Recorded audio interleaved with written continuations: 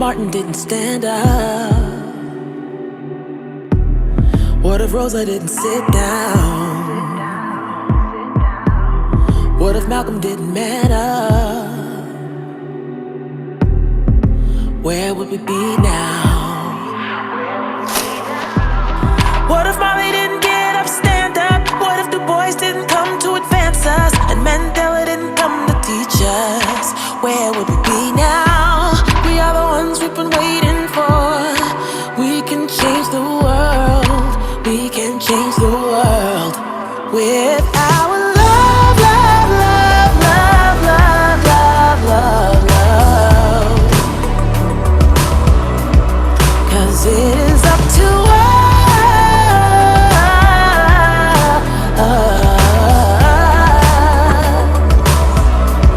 We are the ones we've been waiting for. We can change the world. Our love can change the world. We can change the world with our love, love, love, love, love, love, love, love. Our love can change the world. What if Maya didn't speak out? What if Langston Hughes didn't write it down? What if Josephine Baker didn't dance it out? No. Tell me, where would we be now? What if Sojourner never told the truth? Or Ida B. Wells never printed the news? Harriet never went underground? Where would we be now? We are the ones we've been waiting for. We can change the world. We can change the world with our love, love, love, love, love, love, love, love. 'Cause it is up to us.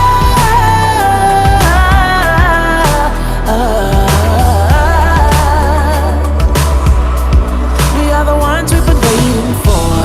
We can change the world. Our love can change the world. We can change the world with our love, love, love, love, love, love, love, love. Our love can change the world. Me too, I matter, you matter, we matter. Together we are love. Me too, I matter, you matter, we matter. Together we are love. It's gotta be all of us to stand up and speak out with all of our love. Love, love, love, love, love, love, love, love. 'Cause it is up to us.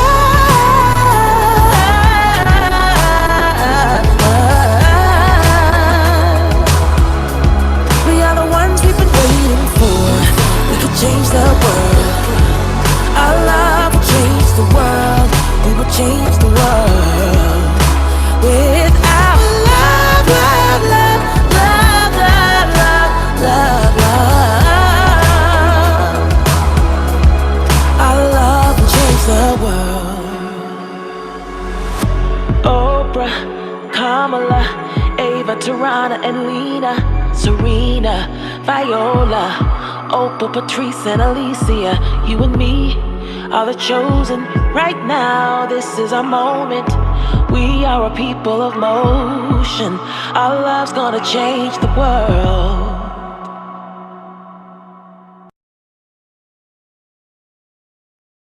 Good morning, everyone, and thank you for joining us on this important morning. I know for many of you it is the day after school ended, and it would have been the first day that you could have probably got some shut-eye, and you decided to join us, and we are absolutely thrilled that you did. Welcome to our featured guest, Oriel Siu, who will be here with us in just a few minutes. As always, we are going to begin our session with our land acknowledgement, and I will turn that over to Trish. Good morning, everyone. It's lovely to have all of you here. Again, as Dr. Montano said, it's amazing to have you here, given how hard you all have been working for not just this year, but for years. So I would like to acknowledge that I'm seated on unceded Kumeyaay land. The Kumeyaay and their people and their ancestors have lived and worked and played in the diverse landscape of Imperial and San Diego counties for over 9,000 years. Traditionally, the Kumeyaay have inhabited the most diverse landscape of any culture in the Americas. Their traditional territory ranges from the beaches of San Diego over the lush Laguna Mountains, across the arid Colorado Desert to the shores of Lake Cahuilla, and down to Baja California, Mexico. Part of a land acknowledgement is educating ourselves about the people whose land we are seated upon. So I would invite you to, in the chat, acknowledge the land you're on, but then also just take a moment to Google the tribe whose land you're seated upon and find out some information about them that you did not know, and share that in the chat. And as you're doing that, I'm going to play just a couple of minutes from a documentary about the Kumeyaay people to educate ourselves a little bit. And if you would just Google and find out something you did not know, there's a link in the chat where you can find out the land you're on if you're not aware.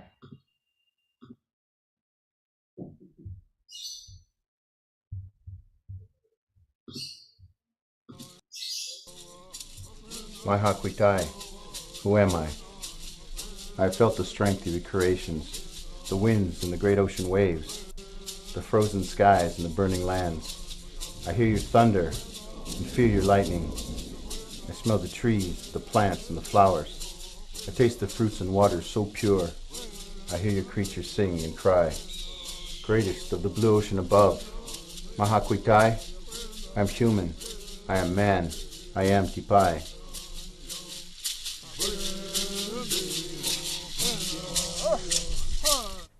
Everybody associates Indians with Plains Indians or, the Mohawks or well-known Indians. But right here in this beautiful San Diego County, there were Kumeyaay people. The reservations have been here for 100 years, and our people have been here for thousands of years. The earliest sites that we have dated in San Diego County right now are about 10,000 years old. Our people have been here, we say, from the beginning of time. Archaeologists say thousands of years. And they've seen the sites here by the coast and the mountains and the desert. We have the most diverse geography of any other tribe in the United States because we go from the coast to the mountains to the desert in our traditional territory. What the Kumeyaay have always kind of said about themselves is because it's such a harsh environment, because it always is changing on them, they learned how to best adapt themselves to the environment. So they have this seasonal pattern, this rhythmic pattern that they follow, and that they're very in tune with how the seasons change, how the resources change, and where they're best suited to be at any time of the year. So I'd invite you, if you haven't already, to that you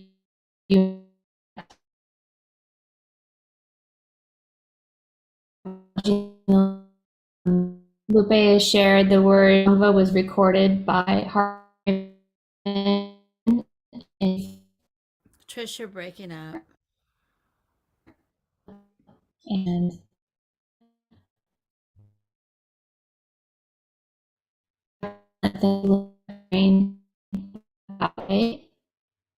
Notable pattern basket weaver, and it's just an interview isn't something we just perform and do. It's about acknowledging the people and their knowledge and expertise, and educating ourselves and recognizing what we don't know. So thank you so much for participating in that. And then I'm going to pass it to Teresa for our ancestor acknowledgement. So this morning, as we end the academic year for all of us, knowing that it was a difficult year, and it becomes increasingly difficult for both our teachers and our students to believe that the school is a safe place for all of us. I want to open up this morning's session with a prayer for the children and the two teachers and Joe Garcia, the husband of Irma Garcia, who died in Uvalde. Let's keep them in our hearts and in our prayers.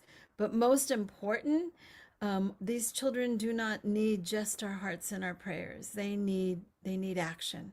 And so this year, let's make a pledge to work hard to make our schools safe, to make our community safe, and to make sure that gun violence decreases so that we have no more Uvaldes, no more Columbines, and no more Sandy Hooks.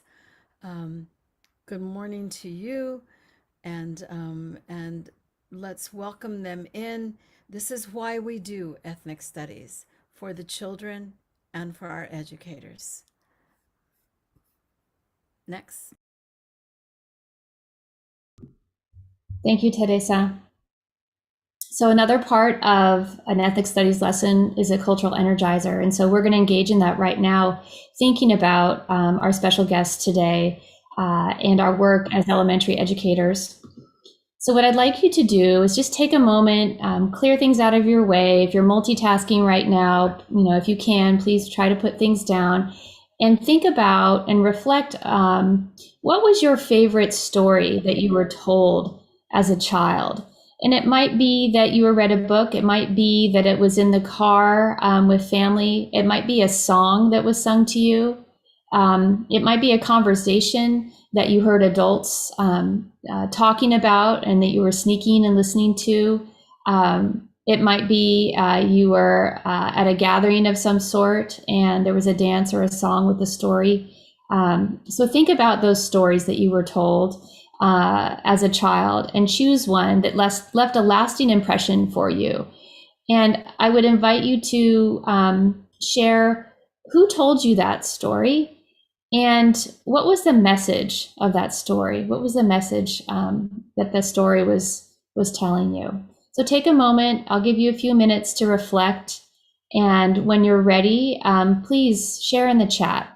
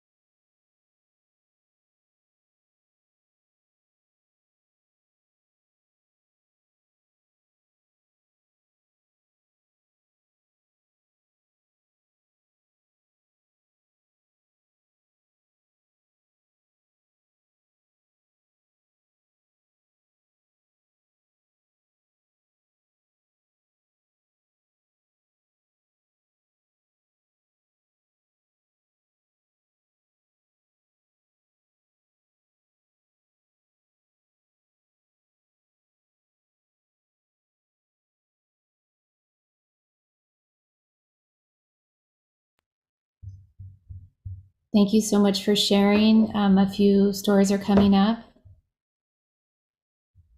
Dr. Sue, when my mama shared with me that her mother couldn't make it down from the mountain to a clinic and gave birth to my mama behind a rock in the western hills of El Salvador. Wow, powerful. Lupe, my dad always shared the story of his eagle that would land on his arm as he drove through the desert. We would quietly wait for the eagle to land as we drove from Malaga, New Mexico to El Paso, Texas. I thought he was majestic to have an eagle. Later I realized it was because he wanted us to be quiet. That's wonderful. Oh, thank you everyone for sharing. Let's see. Wendy, the little engine that could, the story was told to me in a cartoon, and I felt the connection because that was my attitude, even when others said I could not. I think I can too. Thank you. And Teresa, my mother was a great storyteller, and every story started with, this is a story about something that happened in Mexico. They were never fairy tales, sometimes scary, but always had a moral. The story I remember this morning was about a young woman in East LA. It's too long to share, but it was later a hit song. I loved hearing stories. This is Linda, of my grandfather, since I never got to meet him. Beautiful. Melissa, my grandfather used to joke that he had 2 birthdays and needed to be celebrated twice. His birth date on his birth certificate was different since his dad had to walk to report his birth, and they wrote the date it was reported on. Amazing. A lot of resistance in that. Monica, my Zia Amelia from Italia, loved my papa so much. She lived on the land isolated from everyone, baked her own bread, grew her own food, and was my godmother. I named my daughter after her because of this deep connection to a woman I don't remember, but who was integral to my existence. Thank you so much. Please, if you're still writing and thinking, please keep sharing in the chat. Eliciting these stories is so important because these are our connections to our ancestors and our cultures and languages, and pass on who we are, right, to keep us connected to our people. So thank you so much for sharing, and I'm going to pass it back over to Teresa to introduce our special guest. Thank you. It is such a pleasure and a distinct honor. I'm always excited when I see what our former students become and the contributions they make to our discipline. Oriel is a writer, a scholar, and an educator of Nahua, Huipipil, and Chinese descent. Born and raised in San Pedro Sula, Honduras in 1981. In 1997, at the age of 16, she was forced to leave her homeland for Los Angeles, where she became active in the creation of educational spaces for the growing Central American, Indigenous, Black, and Brown communities of Los Angeles. She helped establish the very first Central American Studies program in the United States at my campus, Cal State Northridge, in 1999. And was a founding member of the Latinx Studies Department at the University of Puget Sound in 2012. She holds a master's in Latin American literatures from UC Berkeley and a doctoral degree from UCLA. She is a strong proponent of ethnic studies and wants to see it in every school, in every college, and in every classroom. She has taught courses on race, immigration, Central American, Chicanx, and Latinx literature, publishing extensively on these topics, and staying active in the fight for ethnic studies throughout her career. When she became a mother in 2013, she noticed a big problem: the lack of inspiring, empowering, historically on point, and culturally sensitive books for children of color in this country. So she decided to write her own. The LA Times has called her first book pioneering. Her second book, Christopher the Ogre Colon, It's Over, published in 2021, has received national praise from social justice educational spaces, independent media outlet, and of course, ethnic studies educators and programs throughout the country. Rethinking Schools is saying to their teachers, use this work in the middle school classroom. High schools and university are using it in education, race, American, Chicanx, Latinx studies program, and public libraries are adopting the book. And of course, the biggest and strongest and most vociferous messengers come from classroom teachers like those that are in this Zoom today, spreading the word to Canada, to Spain, and to even the United Kingdom. She was selected top 2 national Latino authors by Latino Stories for her contributions to children's literature. She lives and writes in Los Angeles and San Pedro, Honduras, with her daughter, Suelu Itztabal. And I know I didn't pronounce that right, so Oriel, please correct your daughter's name when you enter the room. But we are so excited to have her and to share this space with her this morning. Thank you. Thank you so much. It is an absolute honor and privilege to be able to share with everyone here today. Thank you for the space. Hello, everyone. I am saying hello today from the homelands. This is Maya, Chorti, Lenca, and Garinagu lands.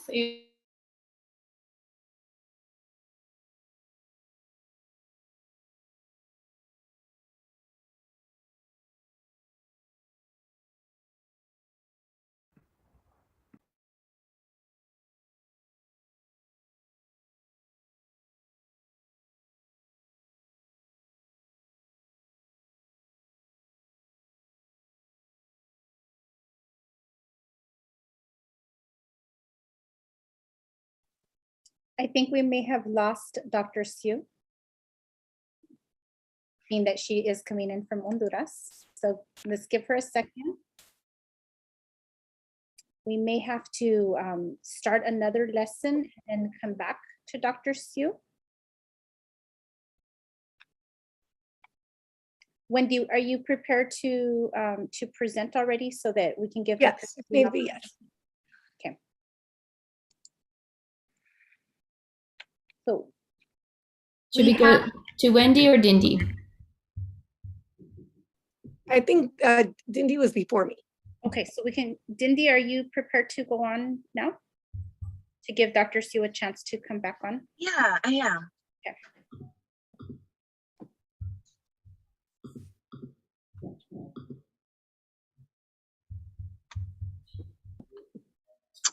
Good morning, everyone. My name is Dindy Kitonga, and I'm part of the LESMC, writing the chapter on Black Studies.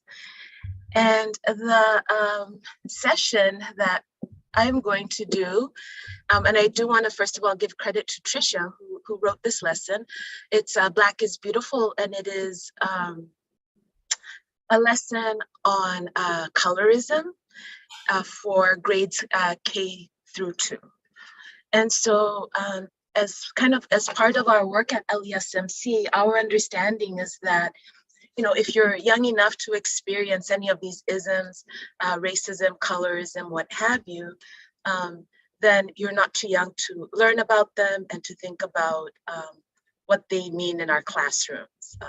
And indeed, the literature does suggest that young people know that they're racialized as early as 3 or 4 years old, that they can articulate, that they understand that they're being treated differently, and that there is a racial hierarchy, just even from experiences in the classroom and on the playground. Next one, please. Okay. And so our lessons tend to have 4 parts to them. The first being our cultural energizer, very similar to the activity that Trisha just led us through. Ours, I think we'll utilize the chat if that's okay with everyone. Just to drop in the chat what makes you feel beautiful. And so essentially I'm modeling this lesson as if you were all in K through 2 with some commentary as to how the lesson can go. So I'll give everyone 2 or 3 minutes. What makes you feel beautiful?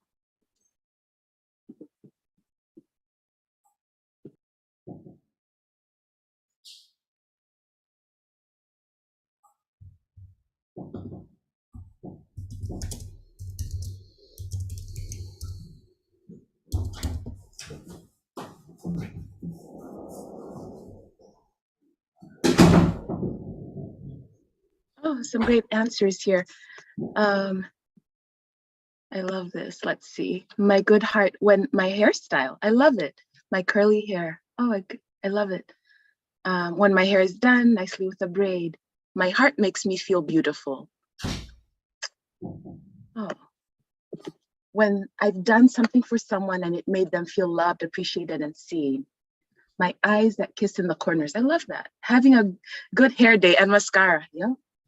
My language. After a workout, I feel strong. Being connected to my culture, heritage, and community, and being an empathic person, fighting for social justice. Thank you. These are all fantastic. And you would expect that your K2 students will have similar answers.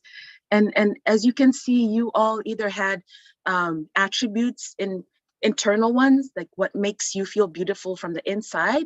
And then some of it too is also what makes you feel beautiful on the outside. So you would expect some of those answers. Next one, please. And so next in our lesson, we kind of go through critical concepts, and these are the basic ideas of really what we're trying to get across here. And so the first question we would ask, and I actually think this is a good question for a couple of reasons, is, ask students, what do they think color is, right? And I think what you should expect to see are a variety of answers, like what does color mean? And then we could have students practice writing the word, and then invite students to also talk about what it is they think that it means. You might get some answers that have to do with pigments and this kind of thing. And you might get answers from students who understand that we're talking about color in terms of skin color. And so one of the first things you do want to do is make sure that's kind of what you're talking about. There is an art extension that I'll talk about later for teachers who want to make flesh-toned Play-Doh. So I'll talk about that at the end, but yeah. Right, next one, please. Okay. And then next, we would look at what is the meaning of colorism? What is this ism in particular? Students at this stage probably have heard of racism, have a sense of what that is. And now colorism, and this is the definition, thank you, Tricia, actually, treating people better the lighter the skin they have, and treating people worse the darker the skin they have. And I think based on the ages that you're working with, you can ask students for examples, and they probably will very much easily be able to give you some, because some might have experiences with colorism already, if not from school, sometimes from family. Right, next one, please. Okay. And then we would move on with our critical concepts and show an image of the child on the left that I have looking at two dolls. This is a test, it's called the two-doll test. And essentially, what we want to explain to youth is whenever young people are asked which doll they think is prettier or smarter or good, they typically will choose the one with white skin. And then when asked, who do you think is naughty or ugly or mean or bad, they will choose the doll with black skin.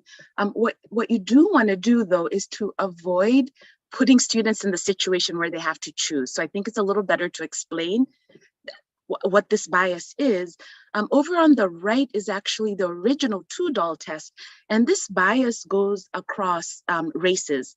And the two psychologists, it was a husband and wife couple who did this two-doll test, African-American, and they found that they actually made a case during the time of Brown versus the Board of Education that segregated schools were harmful, because when the two-doll test is asked of even students who are Black and Brown, and they were specifically working with Black students, that the Black student who was in a segregated school, mostly with students who looked like themselves, with Black teachers, would always choose the white doll as being good, pretty, better, right? So colorism cuts across all demographics, and the case that they made for desegregation of schools is that these schools were not equitable at all when it came to resources, and that also being in a segregated school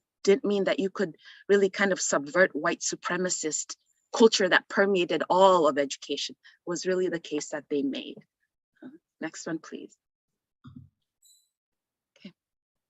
And so after we kind of worked through those 2 or 3 concepts, the next couple of days would be spent on reading Lupita Nyong'o's Sulwe. And Sulwe is a book that has been written.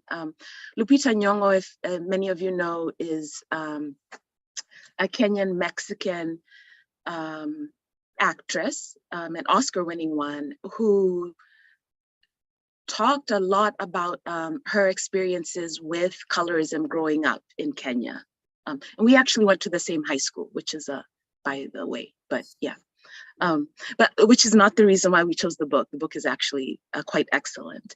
And so the first prompt that we would have for our students, because again, ethnic studies is about all of those types of things that we're talking about, but we're are also interested in literacy.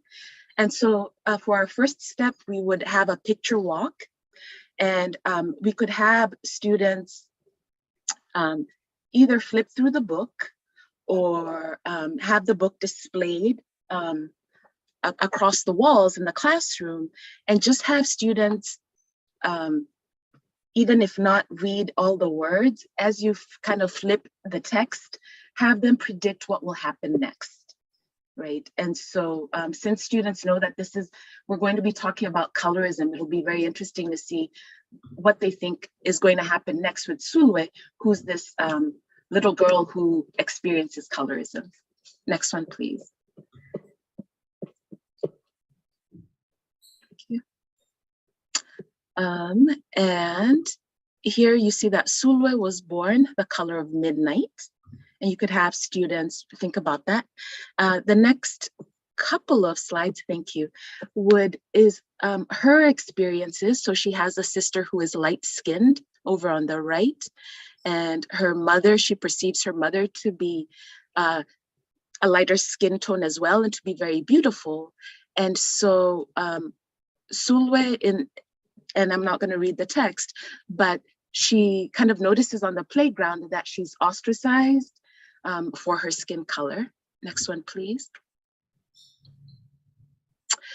And then what follows in the book is that she has a dream. And I think what's actually really important about this story is that you have both what is happening like on the ground in real terms for Sulwe, and then the fantastical aspect, the dreaming aspect. And so in this dream, Sulwe attempts to change the color of her skin by eating bananas, by changing, by consuming white foods and this type of thing. And then she has an interaction with her mother, who assures her that she is in fact beautiful. And again, here, the first time around when you're going through the book, you're really trying to have students try and think about what would be happening next. And to also develop empathy for Sulwe as she's going through her process. Okay. And finally, in the dream, she meets 2 goddesses. There's one that represents dark, one represents light. And in their conversation, they really talk about their need and desire, that we need both elements.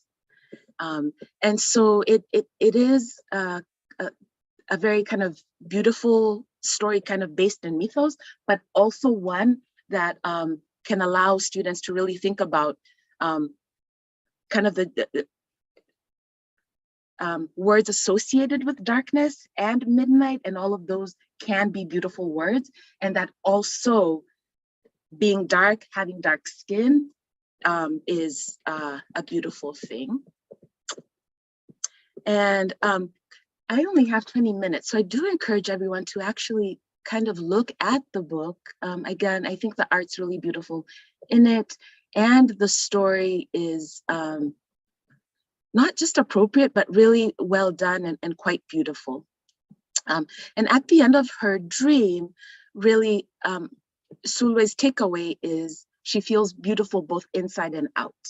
So maybe having some of the reflections that we all had at the beginning. Next one, please. Right. And so at the end of reading the book, the third part of our lesson plans at LESMC is where we do a community collaboration, or where we generate ideas together with students. And so this would be maybe a large white butcher paper in the classroom. And what you're trying to do is have the class really identify how Sulwe experienced colorism from her class. So now this is when you would go back and do a close reading and identify how that happened when she was being ostracized, and also how Sulwe kind of experienced colorism. So internalized colorism that she has herself. So, you know, maybe that aspect of the dream where she's trying to eat white foods to change the color of her skin. And then this is kind of a great, back to the kind of those teacher principles of checking for understanding, doing the close read, connecting what you're generating together with the class with the critical concepts that you already discussed. Next one, please. Okay. And then the next part that we would want to really think about is that colorism helps white people the most. And so here we're trying to get at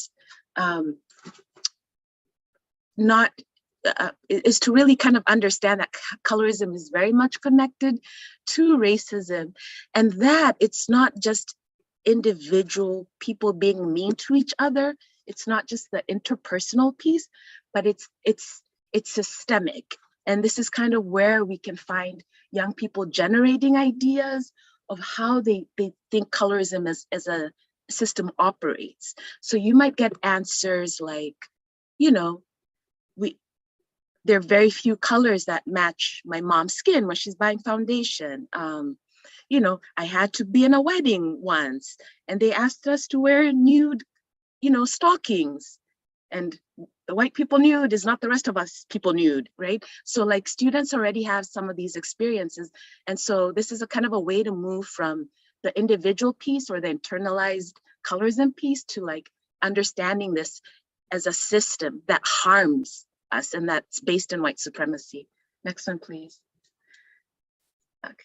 And we're not going to play this, but I did want to bring this up. This is Lupita Nyong'o actually discussing her own painful experiences with colorism, her not feeling beautiful, and actually not feeling beautiful even after winning the Oscar.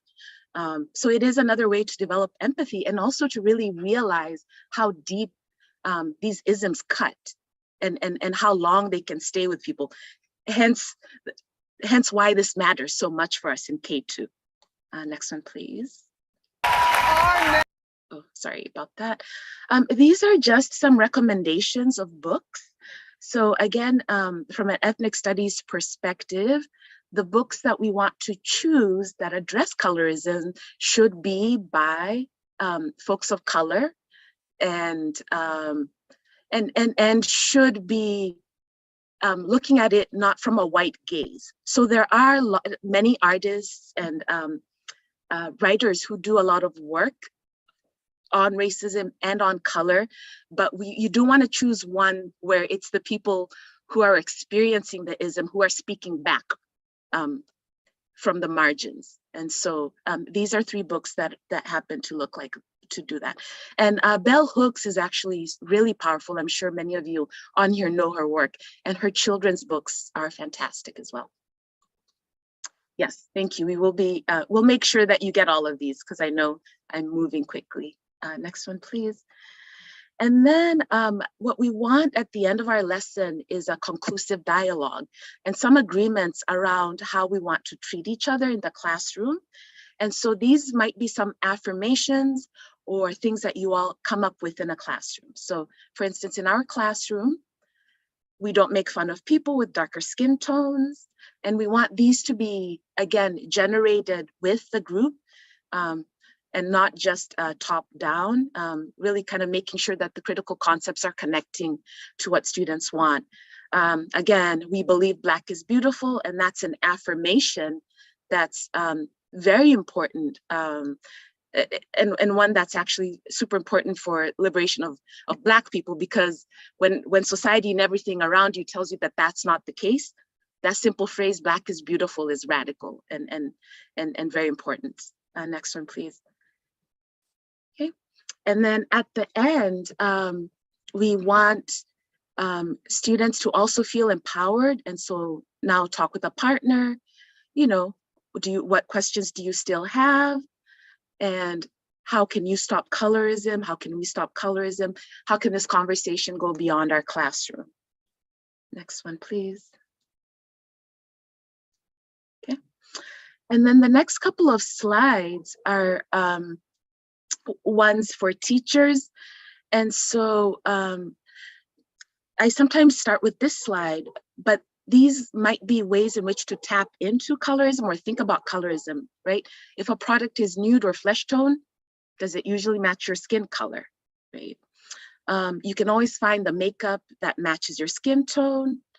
In the media that you watch, even if it is people of color, are they predominantly the light-skinned people of your country? So for instance, Brazil is a country that's majority Black people, right? But the media, mainstream media actually features predominantly a light skin and white people. Okay. Also, let's not forget texturism and colorism are kind of combined. And so do people say things like you're attractive for being a dark person or a Black person? That's something that people experience a lot. Is there pressure to use lightening products? And then finally, are those dynamics in the home? And sometimes we see those dynamics in mixed race homes or just homes, you know, BIPOC folks, where the people with darker complexions are looked down on.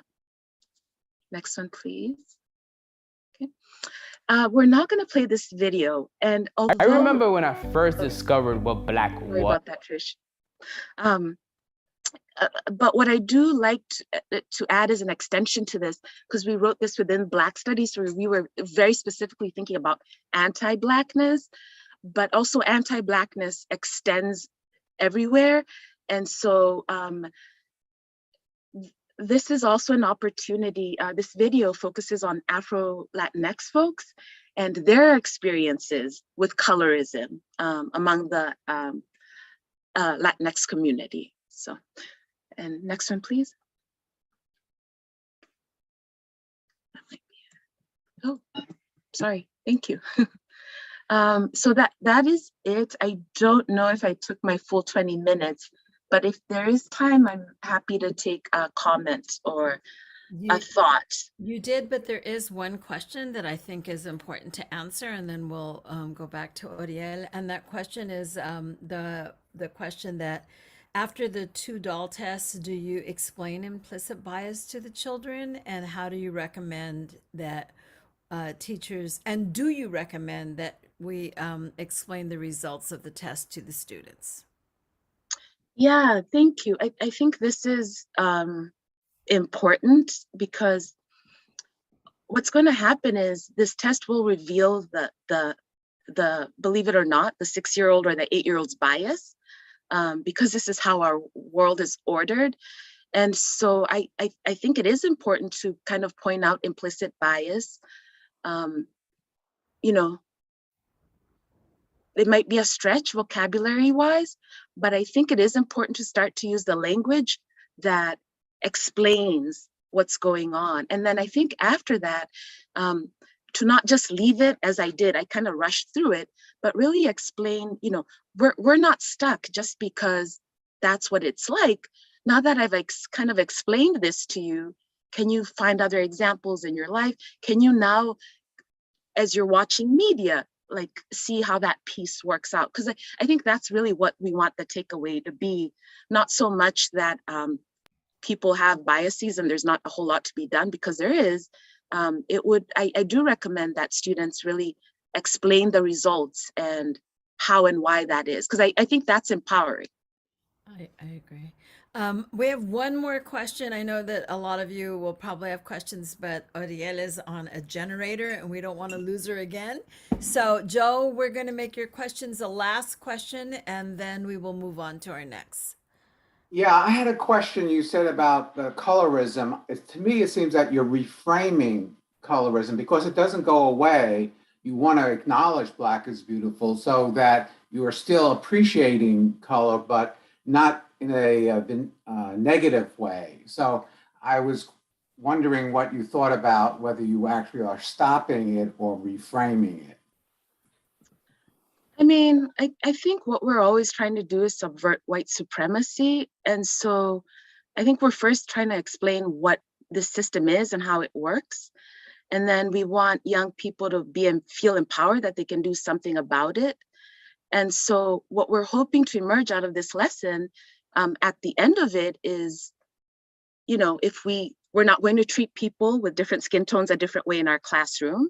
And we're going to attempt to not do that across every area of our lives. The question of stopping any ism, I think, is very tricky, because I don't think you can place that on any single individual, right? So we just all have a piece to play, but I think it's a tough thing to tell 6-year-olds at the end of this, you don't see color, and right? So I think that's tricky. I think what we're saying is actually, we do see color and there are differences and there are reasons why people are treated differently, and we would like to do different.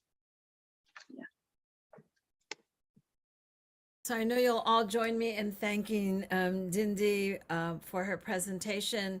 And now, so that we don't lose that generator again, we're going to turn this back to Oriel, who is joining us from Honduras, by the way.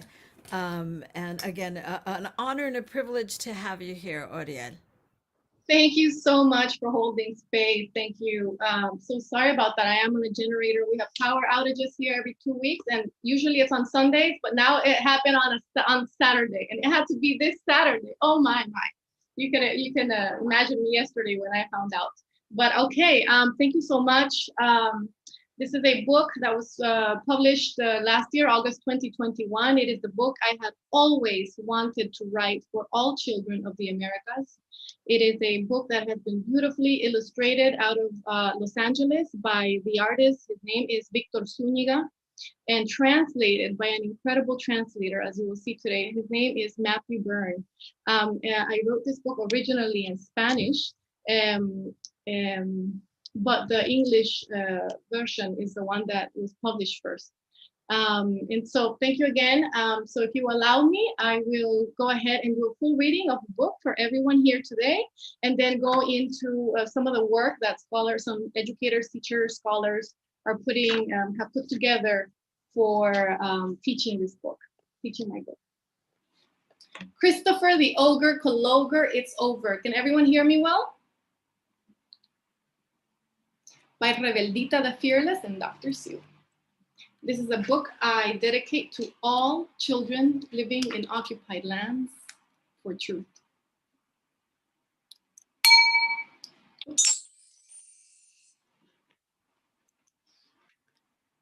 More than 500 years ago, across the wide ocean A, there lived a king and a queen. So greedy were they. Eurolandia is what their home was called, right by the sea. Oh, they hoarded everything there as far as the eye could see.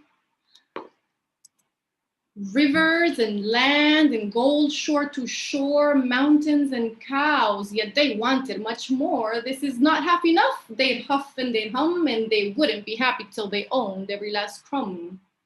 To take and to take, each day more and more, they had 100 ogres to go steal and explore.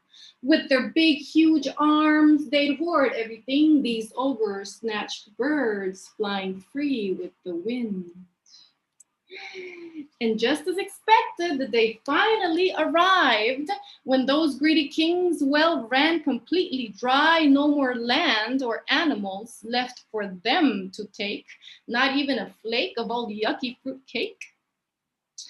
But then a thought occurred to those wicked kings. Why don't we just go steal other people's things to faraway lands? That's where our ogres must go. Why we're just thinking of this, we simply don't know.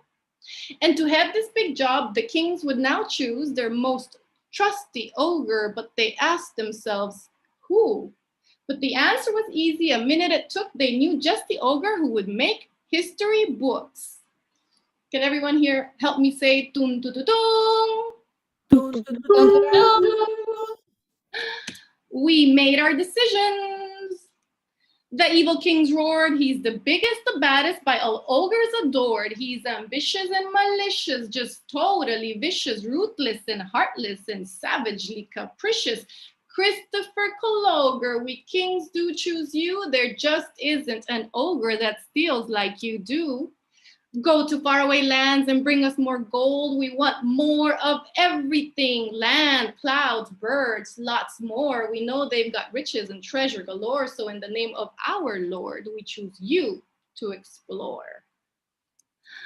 The ogre Cologer in the blink of an eye set sail for new land. Didn't even ask why. He always craved stardom and this was his chance. I'll be famous, he shrieked with a song and a dance.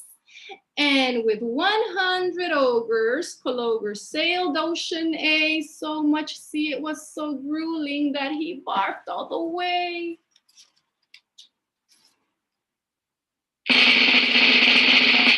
Until finally, one day in October, they could not believe their eyes.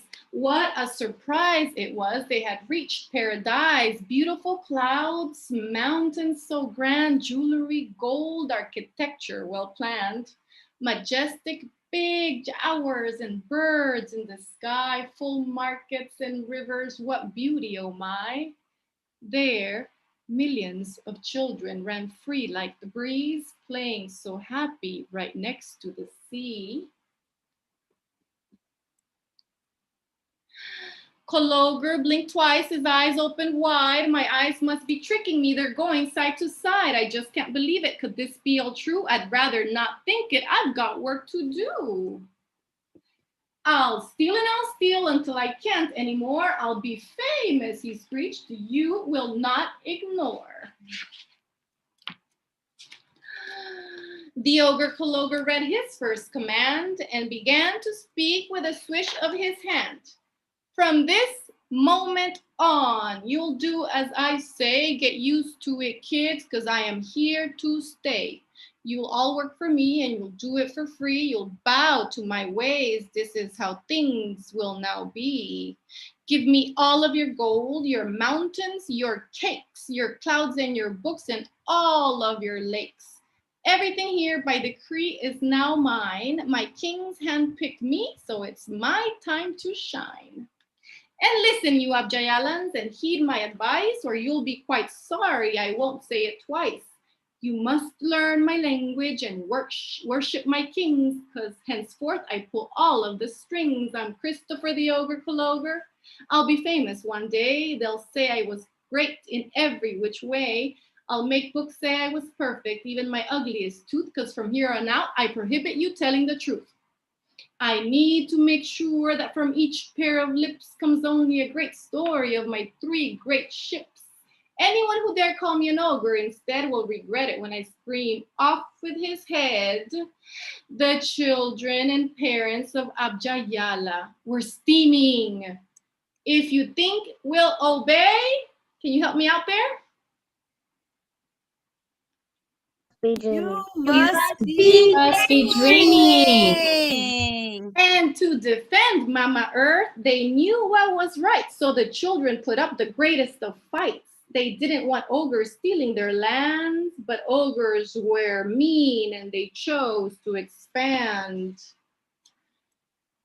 Oh, Oh, and how sad the scene was. Kaloger's crew brought guns, rifles, and sickness. Children and parents now suffered great illness.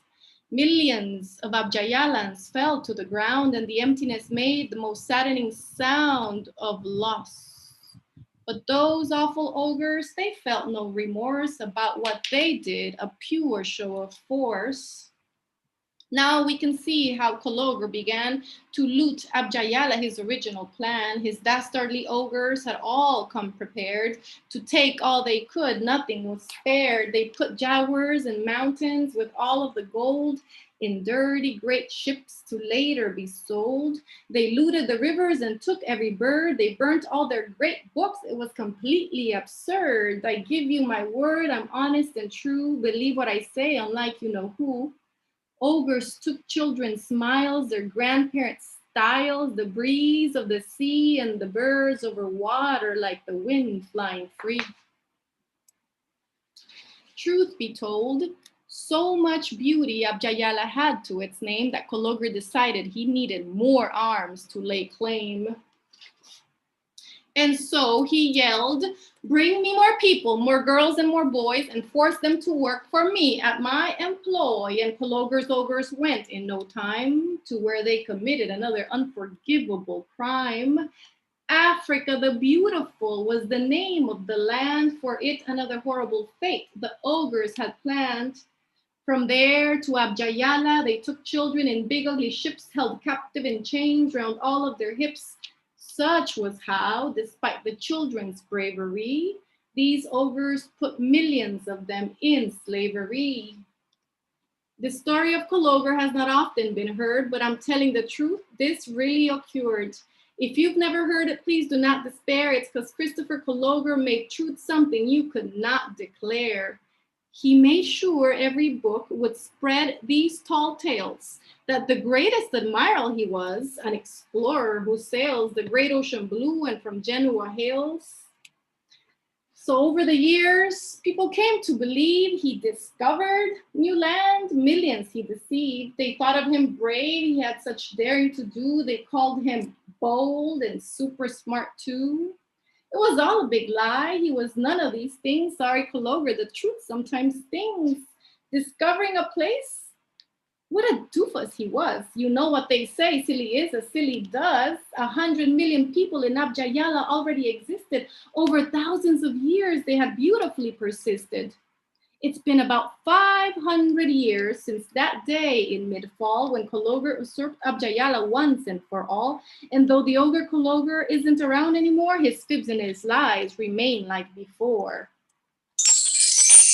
But listen, dear children, because in this story I tell, wonderful things do happen as well. Well, back then, in May, while Kaloger looked away, a wise bean-eating grandma did something bold, you could say. She climbed the highest mountain many believed was uncrossable. This amazing grandma, oh, she sure did the impossible. I ate lots of beans for my power and might. This grandma laughed in total delight. That ogre Kaloger, he won't find us up here. If we stick together, we'll be in the clear. She took 7 children and puppies with her to that lush and green mountain. Oh, so happy they were. A big ceiba tree covered them, and so they bravely climbed, feeling safe in that refuge, paying ogres no mind. Inside little caves, they laid out their cots and grew their own food on fertile dirt plots, yucca and plantain, and rows 2 by 2, and corn of all colors, from yellow to blue, tomato, avocado, and chocolate too. They planted beans and legumes in patches yards long. This nourishing food meant they'd all grow strong. Chickens visited too, and hens that laid the most exquisite eggs, AAA grade. All the while, the children never forgot to fair, share, and square as Kaloger had not. In this one mountain, happiness shone like a sparkling jewel, 'cause together they fought Kaloger's cruel rule. And every night, When the sun went down, the children set off in a group towards town, following maps they had carefully made. To Ogreland they went on quiet crusades to bring children their freedom, which Kologer forbade. They walked and they ran under cover of night. The moon and the stars lent them all of their light. They crossed the ogre's plantations on paths unpaved to free all the children that Kologer enslaved. And when they had arrived, they whispered real low, wake up, there's no time for sleeping, we're getting you out, but the ogres are creeping, we have to act fast for our plan to take shape, because the night is short and you have to escape.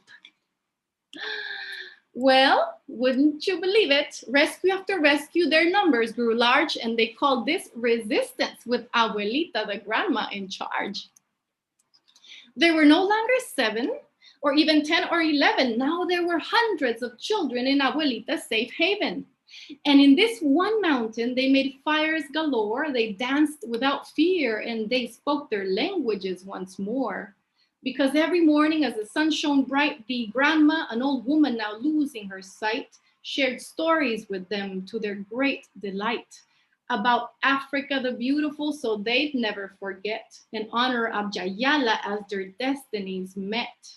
She spoke of where they came from, where their roots reside, and the catchical songs they carry deep inside.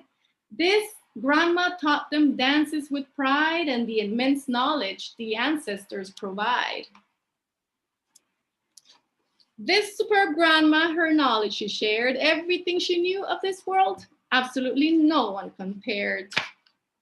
But life can be tricky. It doesn't always go right. When fighting the good fight, things aren't always so bright.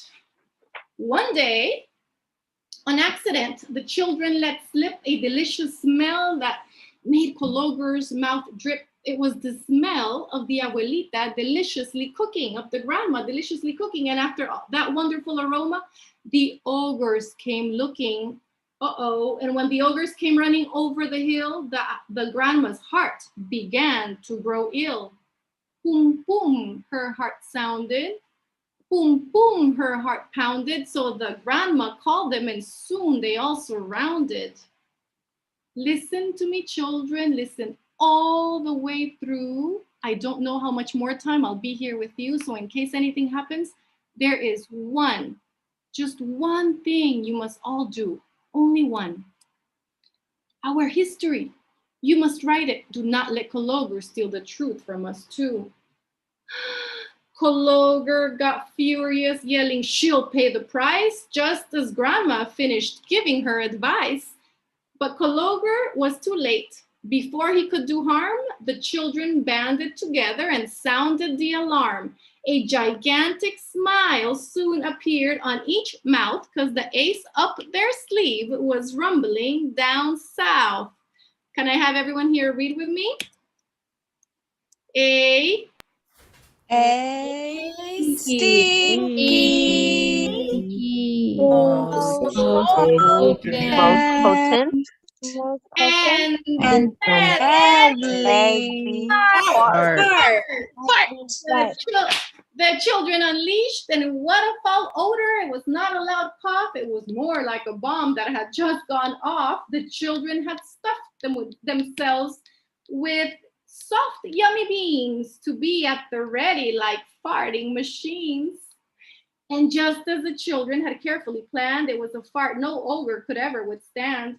Away ogres ran screaming like chickens and hens, never to return or to be heard from again. But with lots of kisses and a tear in each eye, the children bid the abuelita, grandma, a bitter goodbye.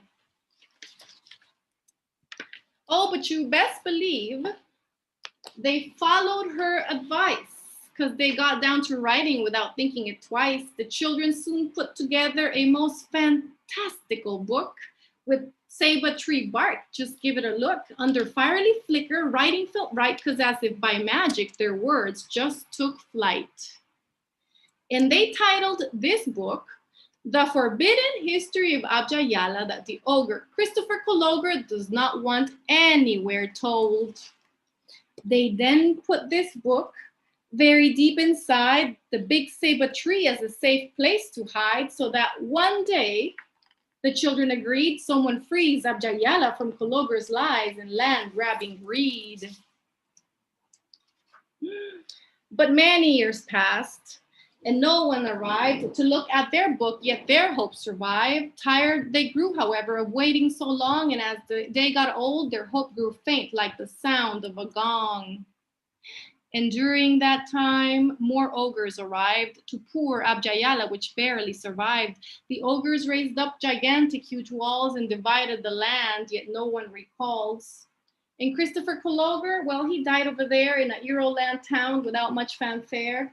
Yet though he is gone, he remains to this day a hero to many, to my great dismay. The lies that he told and the yarns that he spun are still told as truth. They've not been undone. So much time passed. Days turned into years and we fast approached. Today, it appears. Because just a few days ago, while you are now alive, the wind took a deep breath and counted to 5. On 5, the wind exhaled a strong breeze, whoosh, which gave a girl's rubber ball a powerful push. That ball was Rebeldita, a fearless young girl whose sturdy stride is without compare. She runs lightning fast and jumps through the air with her dog Lolito, quite the powerful pair. Together they looked for her rubber ball, which rolled, bouncing over a wall. It rolled under the ceiba tree, no joke, I swear. The wind was so wise to carry it there. Lolito and Rebeldita looked up with glee. Wow, they exclaimed, what a beautiful tree. She reached for the ball. Something caught her off guard, a shiny green leaf, its brightness unscarred. She took a quick peek, and a branch brushed her cheek. Then the ceiba tree suddenly to Rebeldita began to speak. Rebeldita, the tree whispered, I have something for you deep in my hollow, kept safe out of view. You're fearless, I know, and we need your help now. For truth to be known, only you will know how. What's this?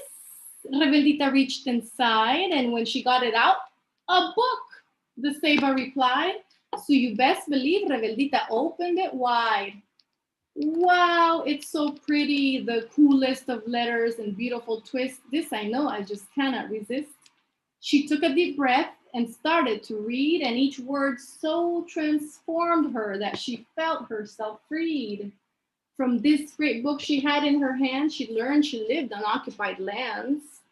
I'm black and beautiful, native and grand, plus words that allowed her mind to expand. Our existence is resistance. This magic book read, and in her heart, Rebeldita felt these magic words spread. She also learned the true name of the land she lives on, not the name the ogres gave it on maps they had drawn. Abjayala, pronounced Rebeldita. Abjayala, she whispered out loud. Can everyone read with me right there?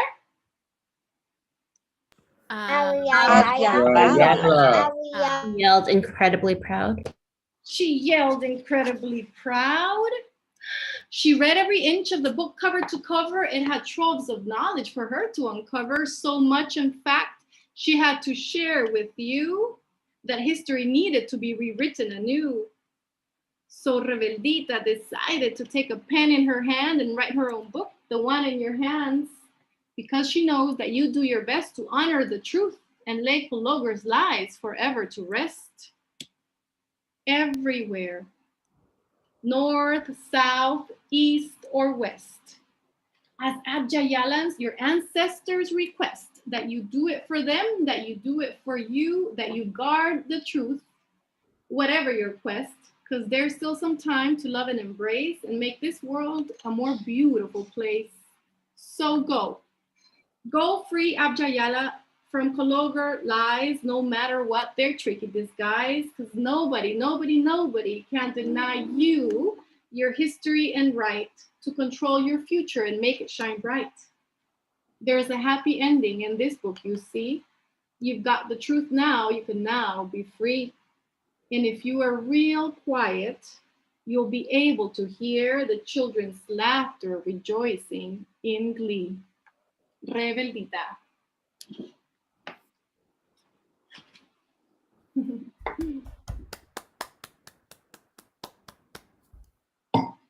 Thank you, everyone. Let's see, let's go to what we've been working on. Can everyone see this slide here? Oops, I'm gonna move this.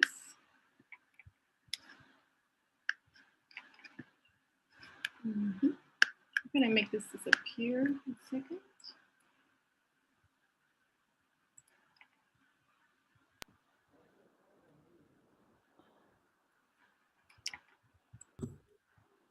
Dr. Sue, if you're trying to share a different screen, I would just stop share and start again. See, I'm trying, let's see. Okay, no, okay. All right, thank you, everyone. I can't see anyone anymore, but can you see me? We can see you. Okay. Okay, so where do I start? This book is part of a series that I began to write many, many years ago. I was only able to publish as of 2020. The first book of the series, the Rebeldita the Fearless in Overland, came out in 2020. And this one is 2021, Christopher the Ogre Kaloger. It's over part of 2021. Why is it doing that? Let's see. Why I wrote Christopher Kaloger. There are many, many reasons why I wrote this book. Well, but one of the main ones is to counteract the systemic negation, the denial, the omissions, and the lies that are still today taught in the K through 12, pertaining to the history of the Americas and white settler colonialism.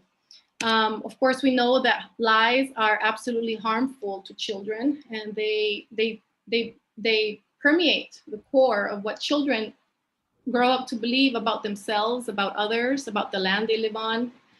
I realized after 14 years also of teaching at the college level, ethnic studies to mostly 18-year-olds, 19, 20, 21, within ethnic study spaces in the liberal arts institutions. After my 14 years, I reached the conclusion that it was absolutely important to rewrite for the elementary school level. My students at 18 years old were all coming in, the majority of them were coming in without knowing, right? Without knowing the history, without knowing truth. They were coming in with these foundational fairy tales that are taught as truth. And so it became more evident to me the need to rewrite. The myth of discovery is perhaps one of the first big lies, foundational lies that children are taught in the K through 12. And I say that it is a foundational lie because out of the myth of discovery come other myths, other lies, right? Like the other lies that come out of that one is that the open frontier made settlement expansion possible, that 1776 is America's birthday. It is not. We know that America is born in 1492. We are a nation of immigrants. We are not. So these are all kind of lies, harmful lies that that stem out of this one foundational lie about discovery, and that are extremely harmful to the way we grew up to believe, to learn about ourselves, right, and our histories. And the other main reason why I wrote this book is to provide educators, right, a tool. I do not believe, well, one thing, the majority of teachers today in the United States can go inside a classroom and begin to teach the K through 12 without not once having taken a class or a course on race or ethnic studies. We know because ethnic studies is not part of the curricula in most universities, right, or in colleges. And so many teachers it's not that they do not want to teach the truth. What I found is that we don't have the tools, the vocabularies, the books at the K through 12 levels to teach that. And so I really wanted to be able to provide a book that served as a tool for teachers to go ahead and and use in their classrooms. So sorry about that. Why not? Okay, one of the challenges us ethnic studies educators come across is that the saying that we instill blame or we are divisive in teaching history and teaching truth, right? But it is not about that. I've become ever more convinced as a mother, as an educator, that children are absolutely perfectly capable of engaging the truth when we allow for it. The key is always language, you know? So the question becomes, what is one of the constant questions, one of the constant conversations that I see works really well in the classroom and bringing to speak about these issues about white settler colonialism, racism, is always have this constant question, you know, what is the relationship between words and power, right? How are words powerful?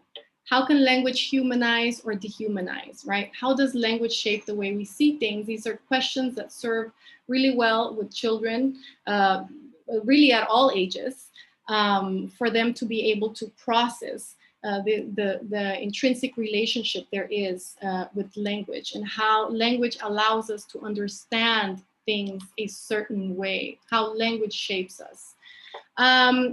And so we went ahead because one of the questions a lot of teachers, one thing people are saying, I love the book, how do I go about teaching it, right?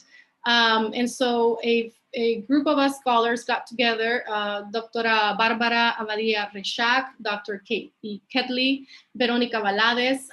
These are education scholars, ethnic studies scholars from Cal State. Dr. Abadia is from Cal State San Francisco. And anyway, I don't have much time to go into their specific stories, but they've done incredible work, and I am just so humbled that they would want to write this teaching guide with me. The teaching guide was created utilizing ethnic studies frameworks and guiding principles of ethnic studies. And if all of you have seen the Liberated Ethnic Studies website, you can find these 7 principles there. The teaching guide is written to cultivate the holistic well-being of all the participants, to cultivate self-determination, to celebrate marginalized histories, stories, and knowledges, to center them, to critique systems of oppression and to challenge them, right? And to allow students to connect past and present, as well as to conceptualize. And I won't have time to get into each one of these principles of ethnic studies, but the guide is written with these 7 principles in mind. So how do you get to the guide? It's super easy. You go to the book's website. Oops. Can you see my screen right now? The link didn't work from there. Yes, we can see your screen. Okay, let's see here.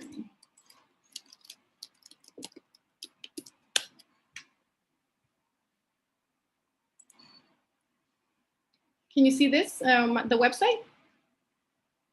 No? Do I stop share and share again so I can take it to the website? Let's see, share screen. Can you see that? Yes. Okay, yes. The guide has been made available. It's absolutely free. You don't need to purchase or anything. The one goal was to make it absolutely accessible to anyone needing or wanting to use it alongside the book. So you go to my website, orielmariasiu.com, and then you scroll down and it's right here. You just click on it and you get to it.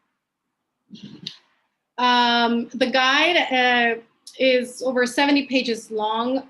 It is intended for both ethnic studies educators as well as non-ethnic studies educators. The idea was to offer enough and lots of material there, background, historical context for teachers who are not familiarized with these topics, with these issues, with these histories, to be able to become familiarized with them.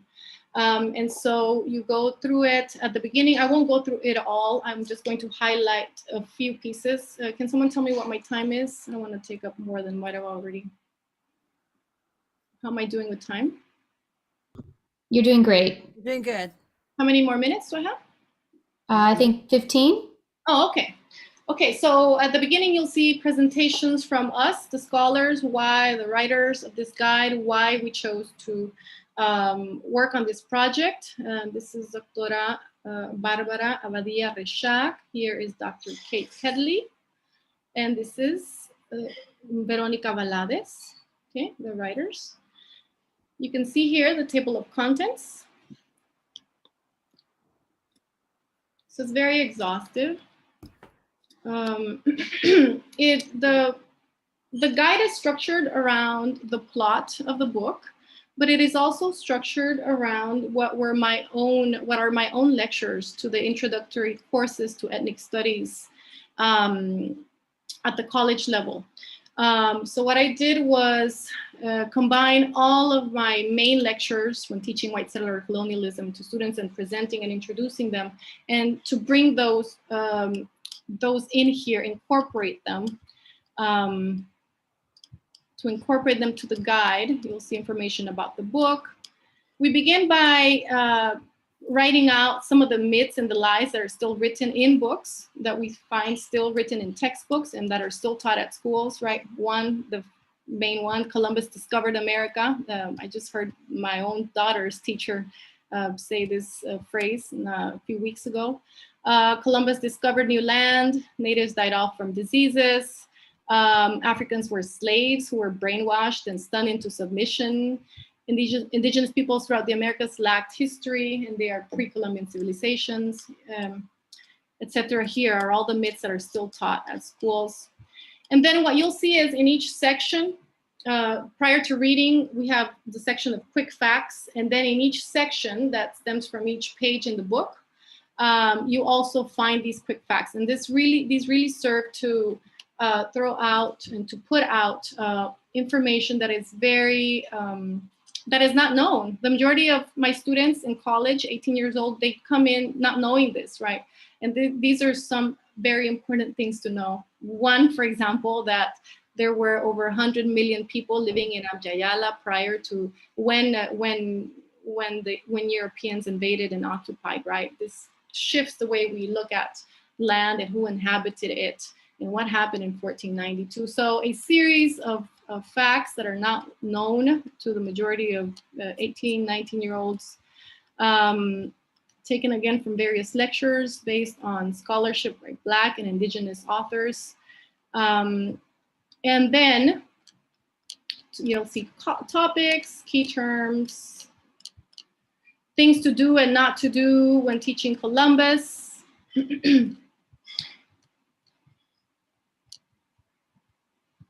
Okay, let me go back to some of the highlights. I wanted just to give people a very good idea of what we're doing this. Can you see my PowerPoint right now? Yes, we can. Language? Be mindful of language. Can you see this? No? No, we can just see the book, the guide. The guide. Okay, let me go back to share screen.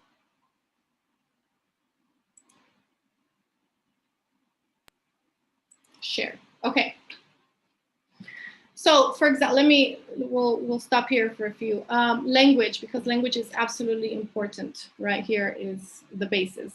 And so you may begin as teachers at the beginning, prior to entering the book, have a conversation on how language is power, how language is powerful, how language transmits meaning, right?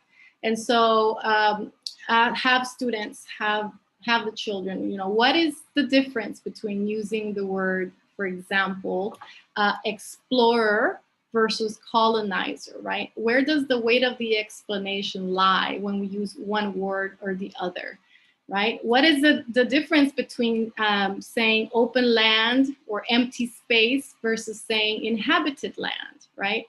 It makes us think of the land in very different ways.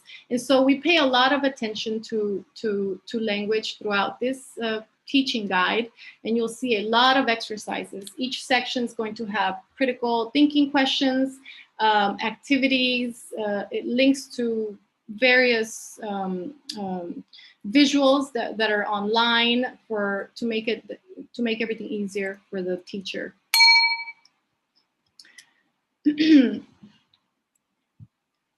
Questions such as these that will help you open the conversation with your students. Right, before reading, a really good exercise that I've found with students is to go ahead and explore the textbooks that may be in your library, the ones that you may be using in your classrooms on the chapter on Christopher Columbus, right? Explore the language with the students, the images, what are the images telling you, right? What kinds of verbs are utilized to talk about Columbus, right? And have those discussions with the students. So it's everything, it's outlined, we've created several points of discussion that you may utilize. This is a guide that can be used for either 1 week, 2 weeks, 3 weeks, or an entire semester. There really is enough information and activities there to do for an entire school year even with your students, depending on how you want to go and use it, right? So the kinds of questions, the critical thinking questions that we have, for example, what makes the king and queen believe they can just go and take other people's things? How would it feel if someone believed they could come into your home and just take it just because they wanted it, right? So these kinds of questions that are there. Again, more activities on language, a lot of visuals on, and we use maps. We link to lots of maps for speaking and talking about occupied territories, occupied land, what that means, what it looks like, right? Posters, these are from the 1800s, late 1800s and 1911. The first one's from 1911, the second one's from the late 1800s. Posters that were utilized by the US government to capitalize on land they had stolen. And so we offer a series of questions that allow for you to be able to open up the discussion on how it is that these lands were stolen, right? And how do you think the ownership of valuable land benefited the new so-called owners and future generations of their families? Another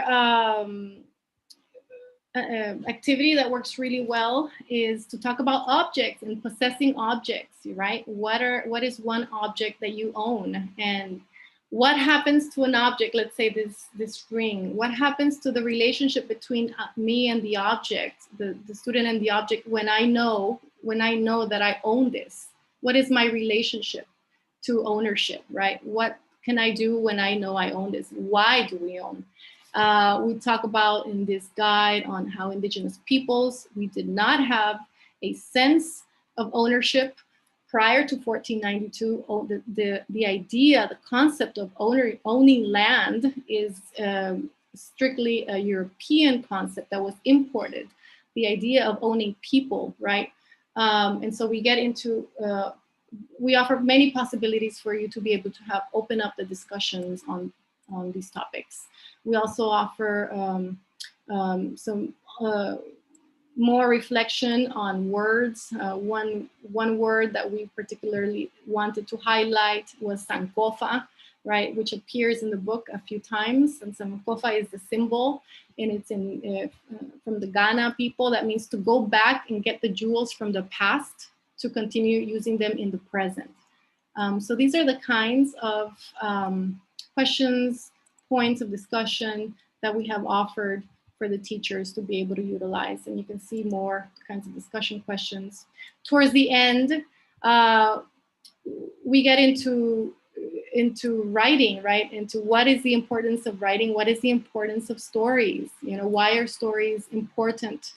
Who gets to tell a story? What is the importance of getting to tell your own story? How do you go about telling your story, right? So at the end, we offer various exercises for students to be able to begin to share stories that perhaps they didn't know about their own families, their grandparents, a lot more analysis activities, so many, it's over 70 pages.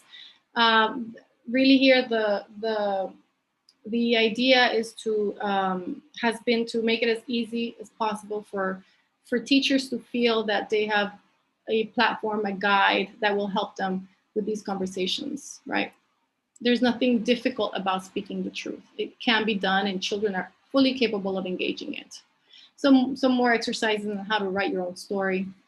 So that's really what I wanted to offer today. Thank you. I don't want to take up more time. Thank you for your incredible presentation. We are so grateful to have you. And as many of us engage in this work for authentic ethnic studies, the trauma that we face by those who continue to push back on our truth telling, the story that you shared with us today resonates with us even as adults. I almost had a tear in my eye as you ended it, because it's a story about our struggle to continue to push back and to have authentic ethnic studies. So it was amazing. Thank you so very much for being here. And I hope you still have a little power left in your Yeah, generator. I actually do have some, yes. Okay. I still have some. Is there time for comments, questions? We do have a few minutes for any questions.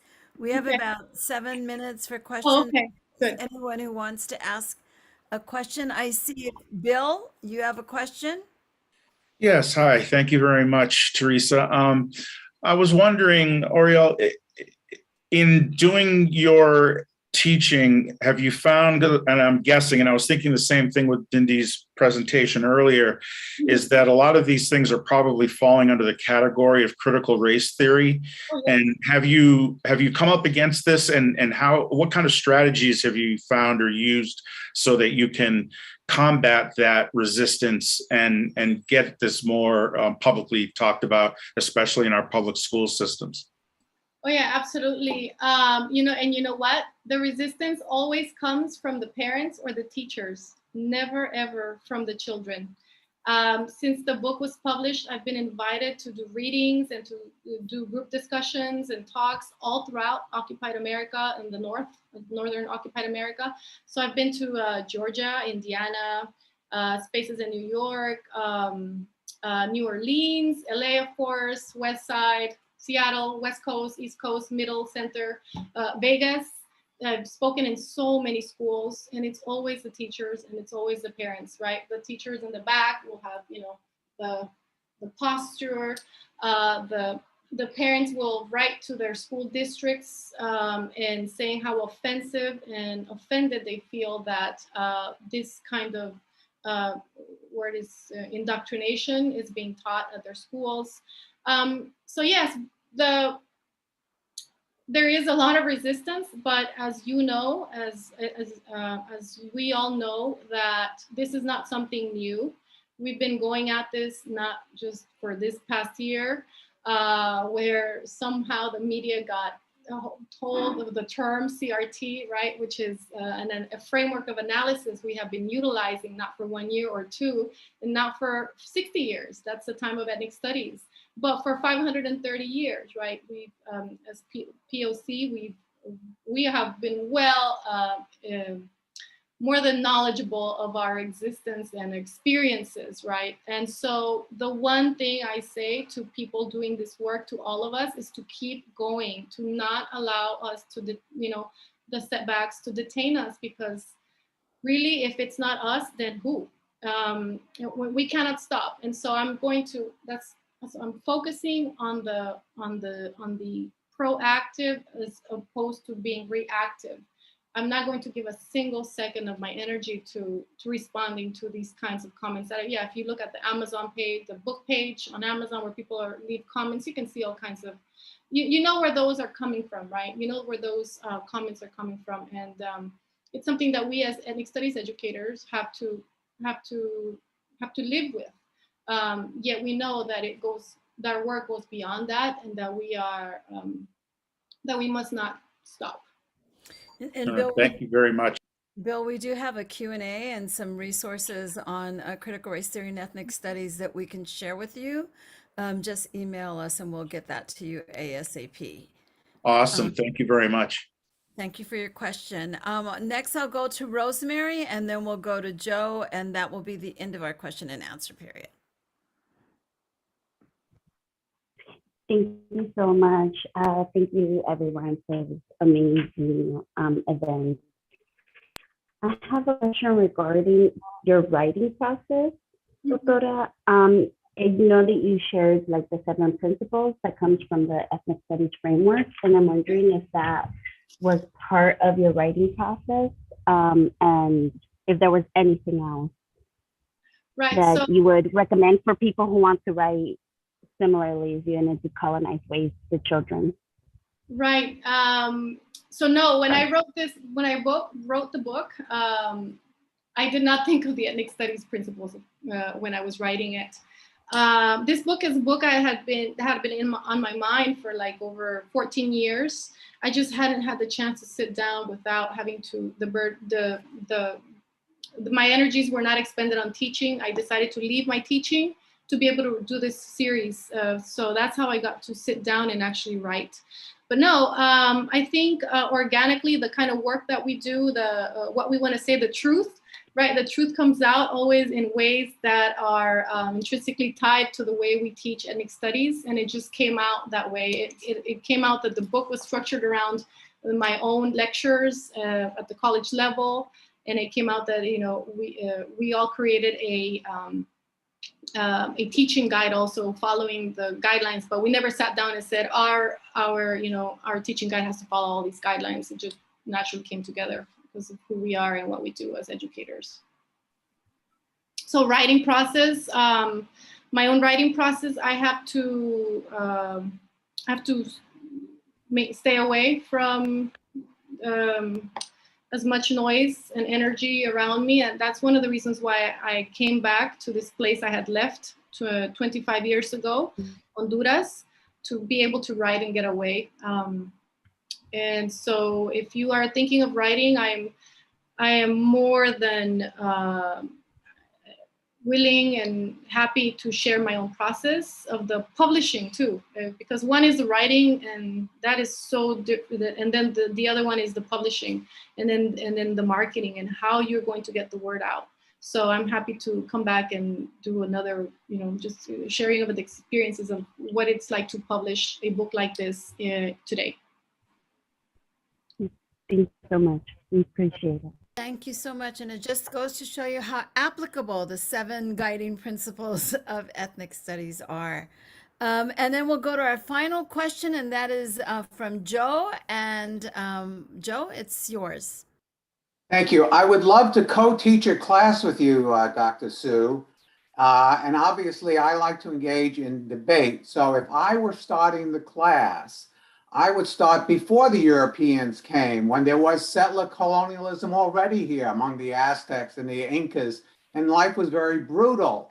So it seemed to me, the way I approach it is cycles of conquest. Yes, the Europeans did bad things, but there were bad things here already. So there's more of a dynamic that I think could be introduced to, especially at the college level, in discussing the new world or the world that was here already. Yeah, so the reason why it's very important to revise and rewrite the literature in the K through 12 is specifically because the vocabulary that you just utilized is what we look at as apologetic language, right? Language that apologizes for genocide, language that apologizes for occupation, for enslavement of peoples.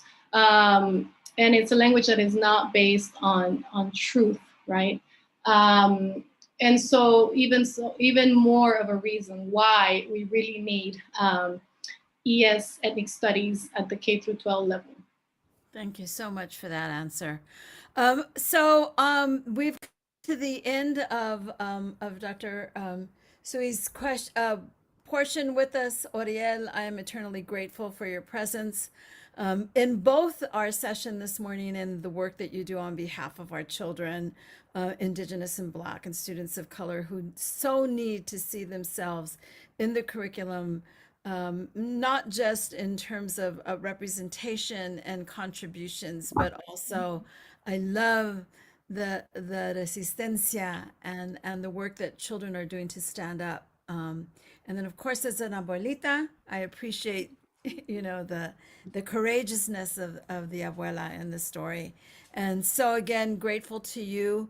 Trish, you have the timer. We're gonna take about a 10-minute break. We're not finished. We actually have Mary Levi with us present to share with you our water protectors, and then also Wendy Lozano, who's going to share her lesson plan, a comparative lesson plan on the UFW and Filipino farm workers. So stay with us, take a break, get something to drink, use restroom, do whatever it is you need to do, make sure your children are fed lunch, whatever, and we will join you back here in 10 minutes.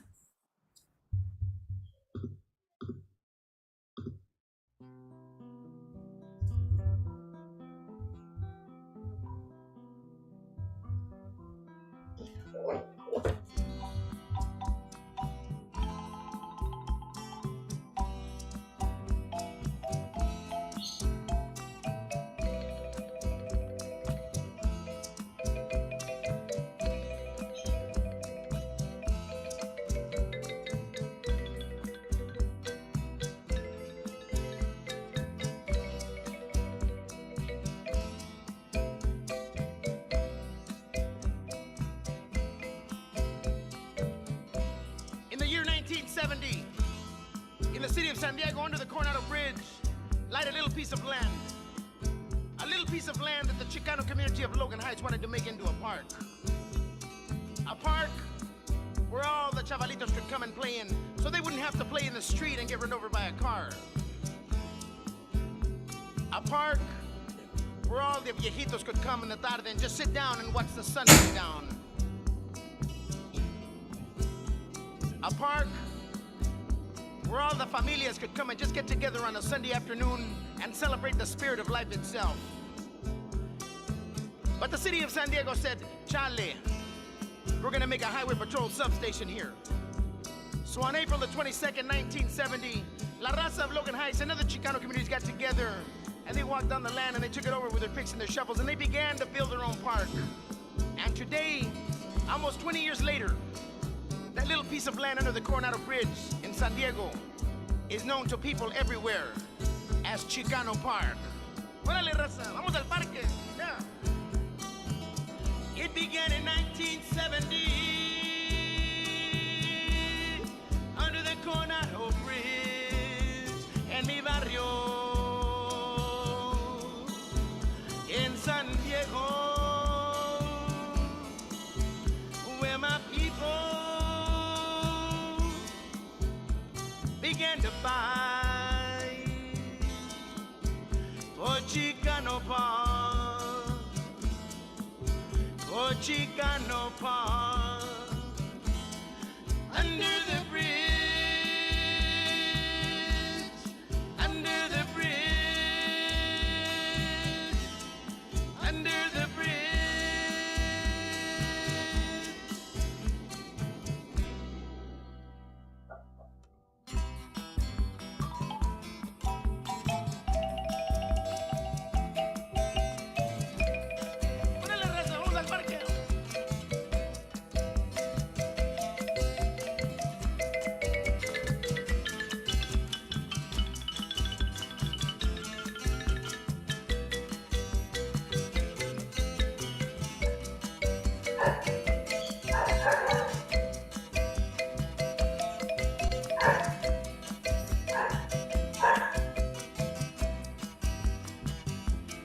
We shall continue to live, my brother. We shall continue to fight, my friend. We shall continue to live, my brother. We shall continue to fight, my friend. For Chicano Park, under the bridge,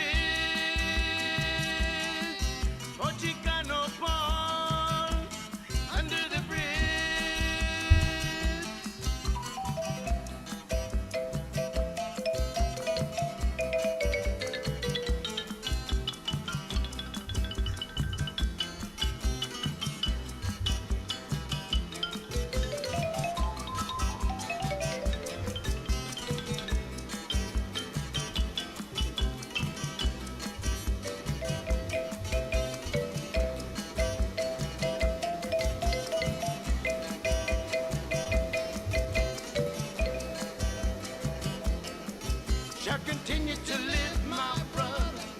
We shall continue to fight, my friend. We shall continue to live, my brother. We shall continue to fight, my friend. Oh, Chicano Paul, under the bridge. Oh, Chicano Paul, under the bridge.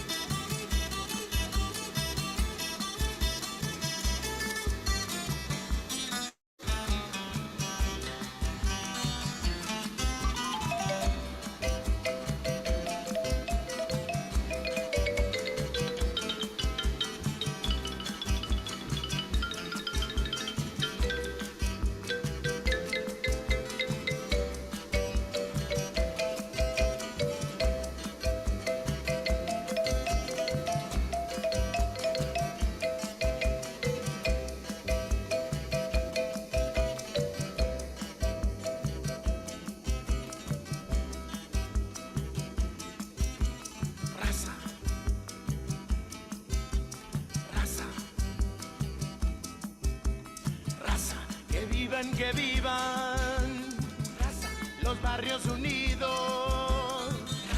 Que vivan los barrios unidos. Que vivan los barrios unidos. Que vivan los barrios unidos.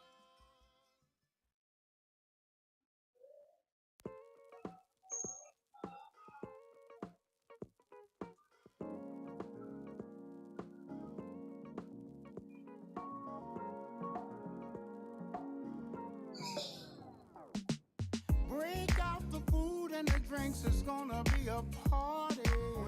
Turn up the music real loud, invite everybody. Go right ahead and smoke and play some cards, just make yourself at home. It's okay to take somebody's hand and get your groove on. We're all up in here. Whoa. Sammy couldn't be better. I love to see my people come together, talking about friends. And family. I'm talking about friends and family. Now everyone is getting along, feeling it here is so awesome. Why don't we just go on and call this party a world reunion? Let's reminisce on all the good times we shared all the years. Let's take a toast to the ones that we loved and we miss and could not be here. We're all up in here. Whoa. Sammy couldn't be there. I love to see my people come together, talking about friends, oh, and family. Oh, I'm talking about friends and family. Although we didn't have much, we still had each other. And what we went through it together. We stick together, said through thick or thin. I thank God for family and all my day one friends.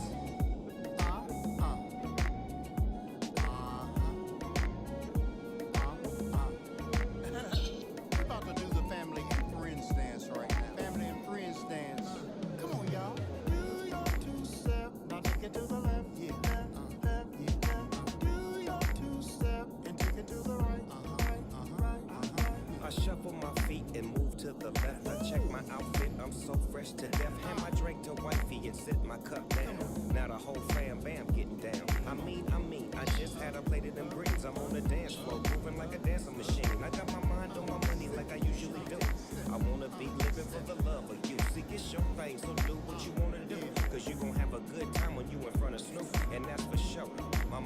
stop the music cause she wanna take a photo. So we oblige and step to the side. Now the whole fam doing the electric slide. Like that, 1, 2. Uncle Ron, what you want him to do? Now you got it, let's do it again like friends. Yeah. Friends. Oh, and family. Yeah. Family. Yeah. I'm talking about friends. Oh, friends. Oh, and family. Family. I'm talking about family. Great. Thank you, Trish, for the music. Trish. Oh my God. The siren to let us know that the excitement is about ready to begin. So thank you again for being with us. Want to introduce you to a fabulous, wonderful union and community activist, but also a great teacher and lesson plan developer. We have some fabulous faculty at Liberated Ethnic Studies. You heard from Dindi this morning, her fantastic lesson on Sulwe, and then now it's my pleasure to introduce to you Wendy Lozano, fourth grade teacher at LA Unified, to do her presentation on the untold story, Filipino and Chicano farm workers unite for justice. Wendy, I'm handing it over to you. Okay, thank you. Hi, I'm Wendy Lozano, and I'm really glad to be here in this space with all of you. And again, thank you for being here on a Saturday morning. So I'll get into my lesson that I contributed to Liberated Ethnic Studies. And it's going to be about the untold history of Filipino and Chicano farm workers, how they united for justice. Now, this lesson, it could be done in 5 days, or you could do it in 4 hours. Like what I usually do, I break it up into chunks, like 20-minute, 30-minute lessons, and I can use language arts time, different parts of the day to get this lesson through. And the purpose of the lesson, it's 3 parts. Students will learn about the solidarity between both groups. They'll also learn about the life of Larry Itliong and his role in the United Farm Workers.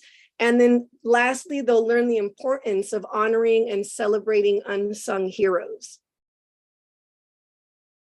And here is a quick view of the ethnic studies principles along with the Common Core state standards.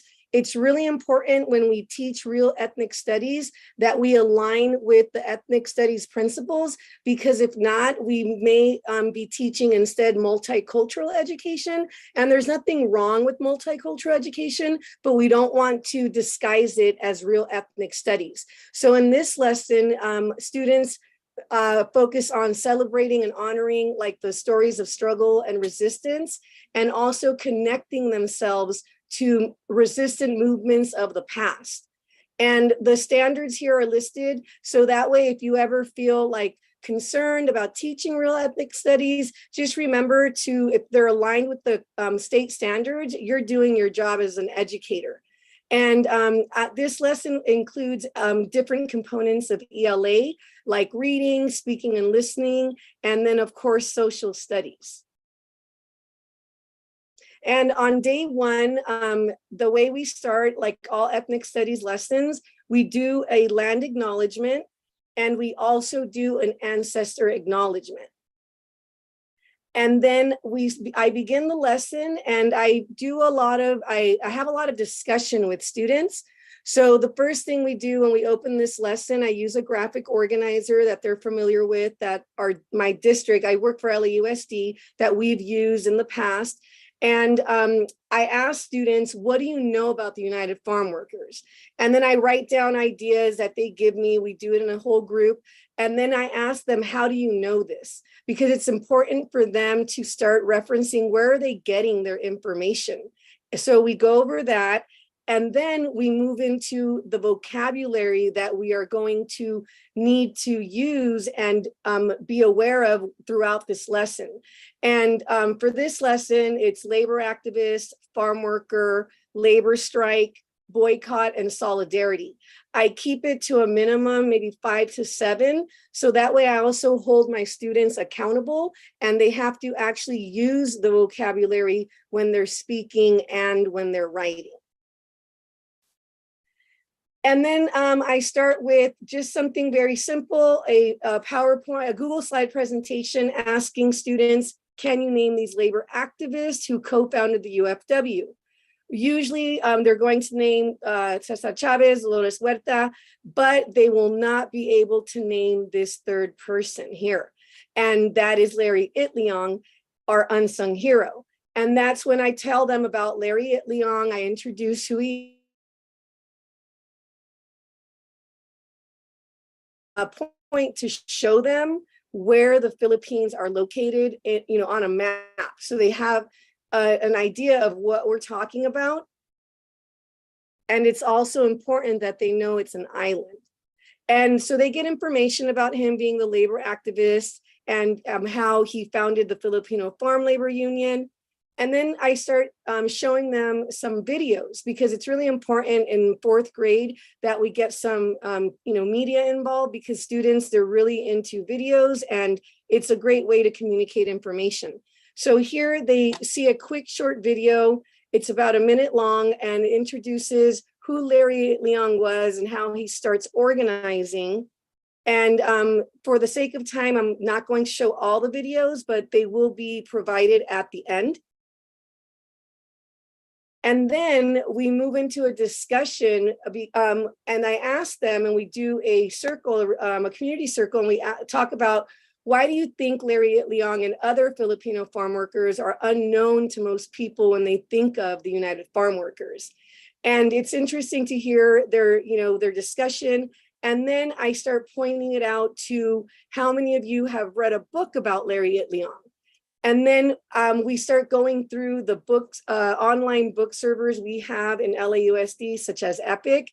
And I show them how there's over 100 books about Cesar Chavez, over 10 books of Dolores Huerta, and only 1 book about Larry Itliong.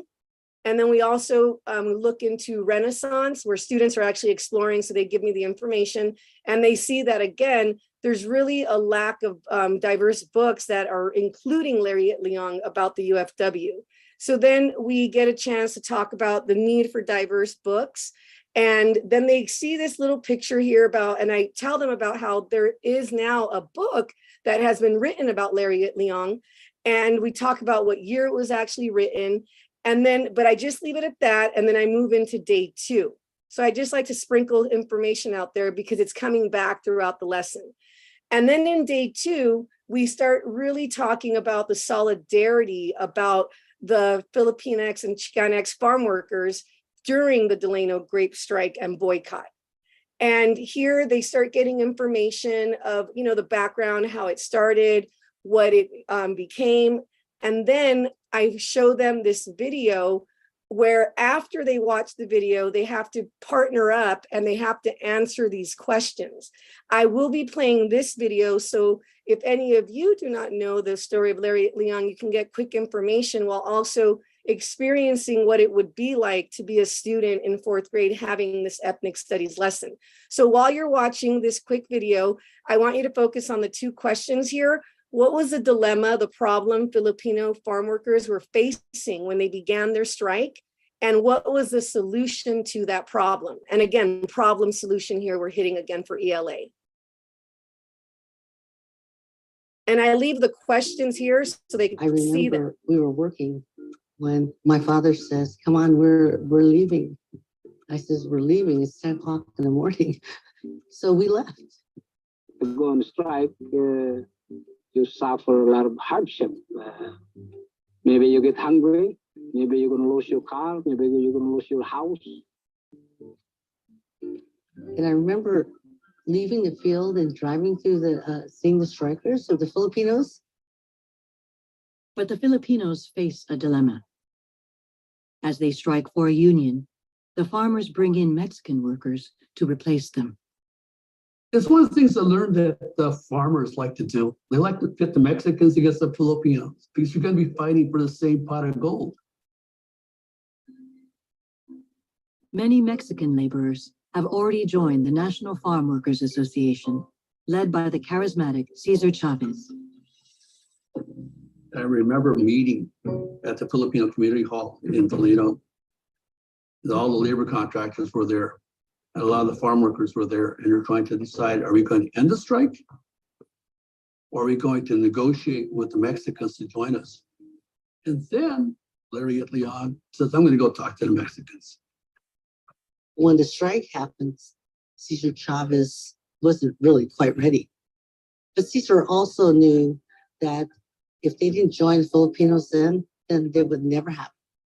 Larry approaches Cesar Chavez and his colleague Dolores Huerta. As one of AWOC's co-founders, her relationship with Larry and the Filipinos goes back years. And then a couple days later, we're at this church. They're talking about the strike. They're discussing, should we go on strike or not go on strike? And all of a sudden there's this swalga. I said, what the heck swalga? Because I thought they were saying, hell no. I said, no, it means strike, we're going on strike. And so the Mexicans joined us.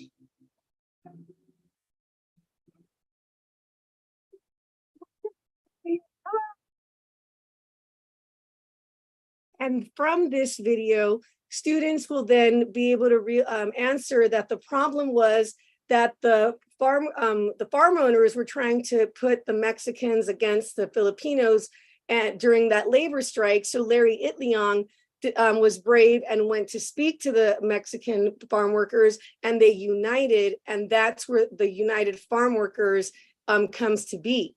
And it's very important that students are aware that Larry Itliong and the Filipino community had a very big role in creating the United Farm Workers. So then we talk about how I talk to students how they united, and then we talk about the Isang Bagsak unity clap. And I'm going to play it real quick because many of you will recognize it, but it came out of the solidarity between the Filipino and Chicano farm workers.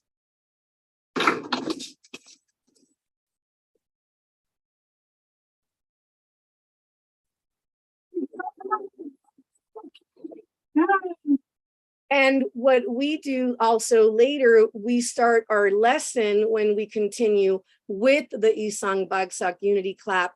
And students feel a deep connection because many of them have already experienced that either at cultural events or even in student meetings that they have participated in. Sorry. And then, so then they learn what came to be after the 5 long years and the accomplishments they were able to gain from that strike. And then on day 3, we now move into Larry Itliong, where the focus is now Larry Itliong and the importance of the unsung hero. And here students do kind of like a KWL chart where they write down what they know about Larry Itliong because they do have information now, but now they create their own research questions on what do they want to know about Larry Itliong. So they now have their own research questions. And now when we move into learning about Larry Itliong, they get to answer their questions as they're learning, as we're moving through the lesson. And this video is one I'll also play. This is the only 2 out of 2 I'll be playing, but this one's important too, because another think, pair, share opportunity for them. Who is speaking in the video and why does he get teary-eyed in the video? Because this is where I really start pushing the importance of honoring unsung heroes.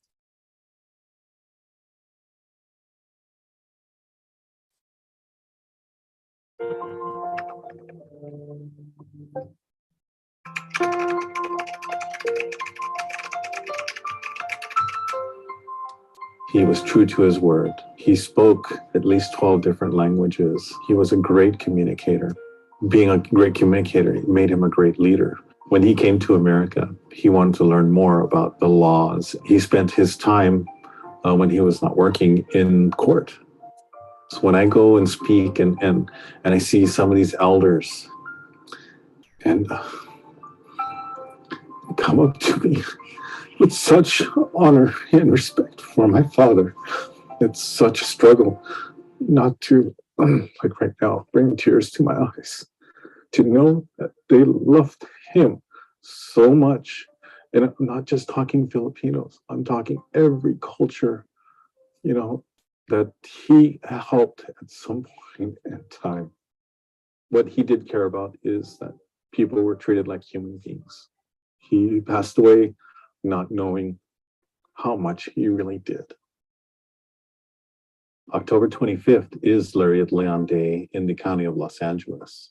We celebrate Lariat Leon Day because he is one of our Filipino American heroes. Like many Asian groups, our history has been pushed aside, largely ignored. We'll continue to fight against this non-reporting of our Filipino American history. If my father was here today, he would still in the struggle to help people. My name is Johnny Itleon, and I'm the son of Larry Dulay Itleon. So there you have it. That's Larry Itleon's son. And I'm going to continue sharing. I just have to turn that screen off. So that is important. So students see that his children are still alive, and it's important that we start to recognize our unsung heroes. And that video always has such an impact on my students. So then we move into another video that I won't have time to show, but we talk about now, they get to see the author who actually wrote the book about the life of Lariat Leon. And she is also a Filipino author who talks about the reasons why she had to write a book, because he hasn't been acknowledged for so long, and they feel it's very long overdue. So students get to, talk about that and see that. And then they discuss it. We go over all the key points there. And then in day 4, they finish I finish reading the story, and then I give them time if they need to hear the read aloud, because I work with a lot of English learners, and sometimes they might need to hear the audio a second time. So I provide that opportunity with the audio. And then we students now are just doing research, getting information about Lariat Leon.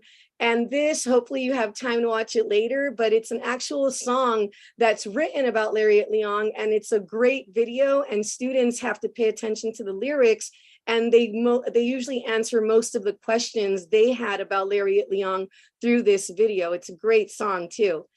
And then, so then they move into, working as a group to fill out a Lariat Leon timeline. Then they're given other resources like the book we found on our Epic. And then we also use Musella in our district. So they use the multiple resources they have to get the information they need. They work in a group so that way they can all build on their strengths. And then they create a group poster. And it's all about collaboration. As that's part of the Liberated Ethnic Studies model. Students need to collaborate, and they create a group poster about Lariat Leon. And on day 5, we have a classroom poster exhibit where they get to walk through and look at all the different posters the teams made. And I usually create this during, because Chicano Latino Heritage Month is between September 16th and December 16th. So I make this the culminating lesson. So that way their posters, they can actually use on October 25th when they talk about Lariat Leon Day, and they get to inform other students on campus about who Lariat Leon is. And then we start ending our lesson with the community circle. We do a check-in where they pick one word that describes their Lariat Leon. We're building on adjectives at that moment. Then we do another round where they state their opinion, if it's important for schools to teach lessons about Lariat Leon, and they share why or why not. And the last round, they share the most interesting fact they learned about Lariat Leon. And then this is how I ended. I just put this one slide up again, kind of like how we started. And I asked them to name these labor activists who co-founded the UFW. And every single student can now name Cesar Chavez, Dolores Huerta, and Lariat Leon. And I encourage them to each one teach one, because we need to get that story out. And that's how our lesson ends. And students are always empowered by the end, and they make the connections to their own family struggles. But most importantly, they continue teaching others about Lariat Leon and the role of the Filipino community with the United Farm Workers. So thank you very much. Thank you so much, Wendy. Go ahead, Teresa. All right. Hi, Wendy. Thank you so much for your contribution to the Liberated work and also to your contribution this morning. There is one question that I want to pose to you, posed by one of our participants, and that's if a student wants to create a different type of poster or art, something different than a poster, can they advocate for that? Yes, they can. And what I'm actually doing, because something we do as ethnic studies educators, we always build on our lessons. This year, I noticed that I had students that were a lot more into art this year. So I now have added a component with an art standard, with the new art standard from the state, to include for the next school year that will also incorporate an art piece. But in that, they can always choose to do a different type of medium to express information about Larry Itliong, but I always try to use what we have on campus, and usually it's like posters and things like that. But yeah, if a student wants to advocate, I always allow that in the classroom. Great. Thank you, Wendy. Thank you for your work. I see no other hands or questions. And so, now my honor and pleasure to introduce you to one of our other fabulous curriculum developer. Mary is the chair of our American Indian Native Studies chapter, and she is going to be with us to present the Water Protectors lesson. Are you on, Mary? Yes, I am. Yay, okay. Let me change my view. And then Trish, you're going to do the slides, right, for me? Yes, you should be able to see your first slide up. All right, awesome. Hello, I'm Mary Levi. I'm a 4th grade, 5th grade teacher in Upland Unified School District. I am from the Hopi tribe and a descendant from the Tuolumne Miwoks. I'm also a big advocate of using story, using picture books, using novels within all of my curriculum, like all the other speakers have been talking about.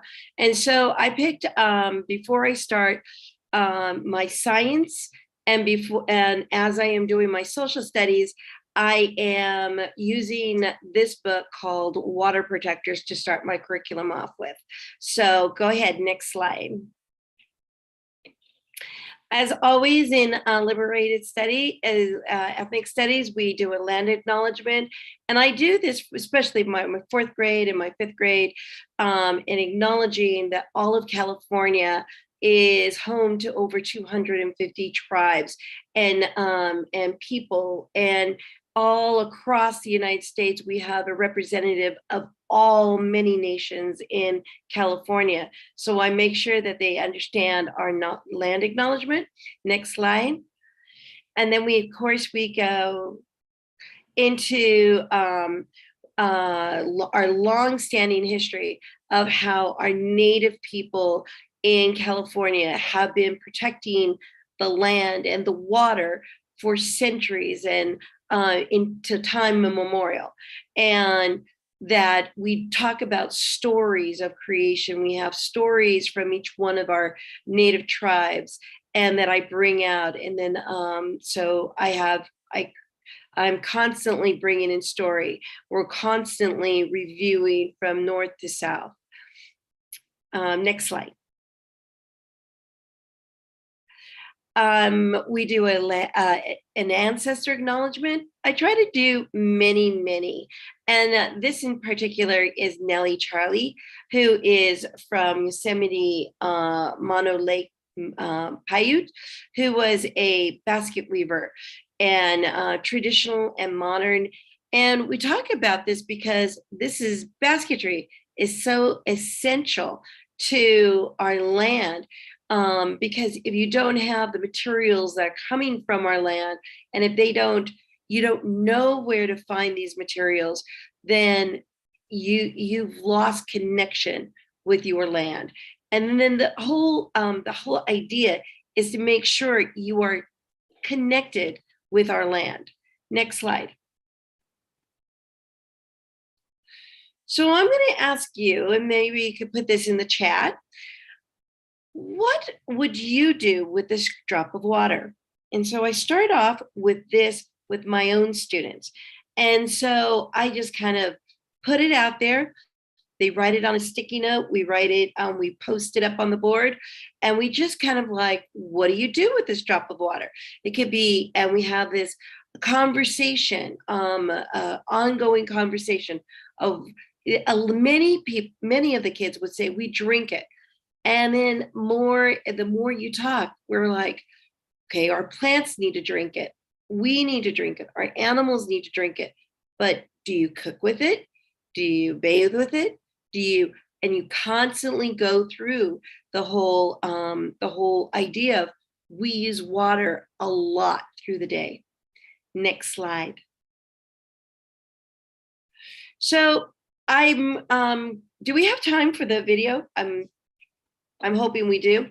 Okay, you have to, this is where I bring in the book. And so we're gonna just kind of read the book. I have this video for you.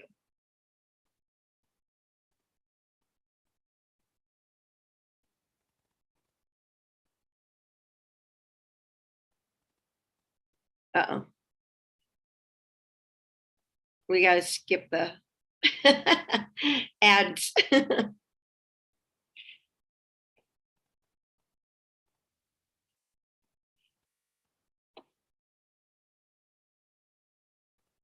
Do we have sound? You would have to control the sound out of I'm collecting all her books because she is just... Hello friends, welcome to another reading time with Ring Around Renina. Our book today is called We Are Water Protectors, written by Carol Lindstrom, illustrated by Michaela Goad. Michaela Goad is my favorite Indigenous artist, especially because she illustrates children's books. In fact, I'm collecting all her books because she is just amazing. We Are Water Protectors, written by Carol Lindstrom, illustrated by Michaela Goad. Water is the first medicine, Nokomis told me. We come from water. It nourished us inside our mother's body as it nourishes us here on Mother Earth. Water is sacred, she said. We stand with our songs and our drums. We are still here. The river's rhythm runs through my veins, runs through my people's veins. My people talk of a black snake that will destroy the land, spoil the water, poison plants and animals, wreck everything in its path. When my people first spoke of the black snake, they foretold that it wouldn't come for many, many years. Now the black snake is here. Its venom burns the land, courses through the water, making it unfit to drink. And of course, this snake is a metaphor of the Dakota Access Pipeline that happened in 2016.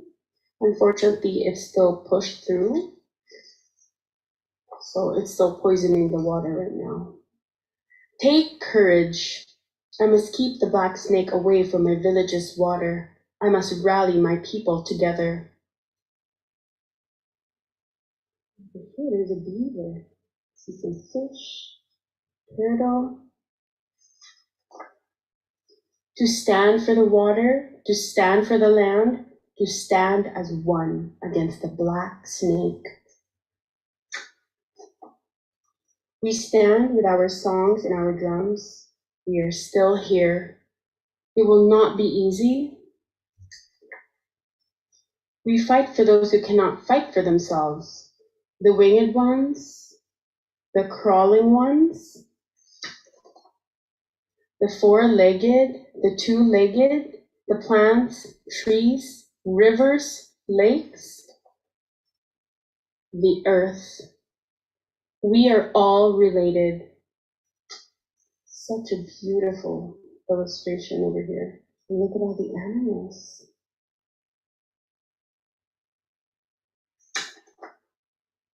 Tears like waterfalls stream down, tracks down my face. They're crying. tracks down my people's faces. Water has its own spirit, Nokomis told me. Water is alive. Water remembers our ancestors who came before us, she said. We stand with our songs and our drums. We are still here. We are stewards of the earth. Our spirits have not been broken. We are water protectors. We stand. The black snake is in for the fight of its life. The end.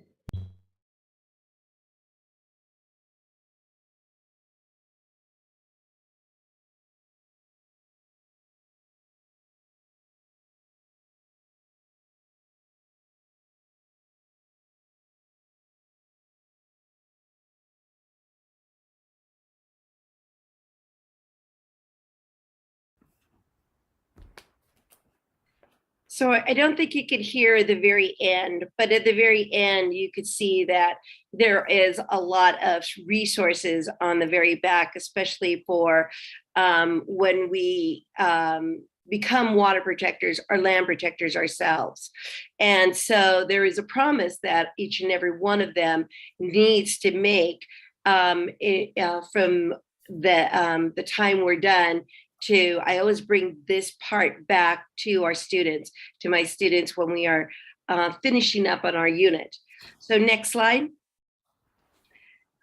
So the important part of all of this is to have students deepen in their understandings of Native American ideology, and then that people in the land share and care for one another, and they need to live in unison of one another. Then they also is the story, the students need to understand that the ideology of environment with the knowledge that relationship of even land, the water, and people and animals all mixed together. And that there are stories that take place from beginning to end regarding these ideologies.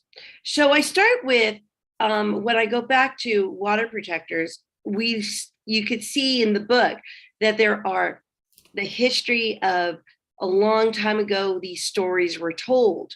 And they're still being told. And then all of a sudden they're coming to be. So we also, when I'm with the my younger students, we look at sequencing and which comes first, who's first. Is it the little girl? It's her ancestors. So a lot of vocabulary is being developed, like ancestors, protectors, time orientation. So we start to work in sequencing the story. Next slide. And then we draw. You could draw a picture from the book. You can start drawing what is it that was the, who is the protector? Who are they protecting against? What are they protecting? So these are things that they, kids, my kids this year, like, I don't know what it was, Wendy, but my kids loved art this year. And they were always drawing a picture along with a story that they always wrote. So along with the younger students, you really need to bring in creative drawings. But even with my 4th and 5th grade, along with saying what's going on in the story, they like to draw.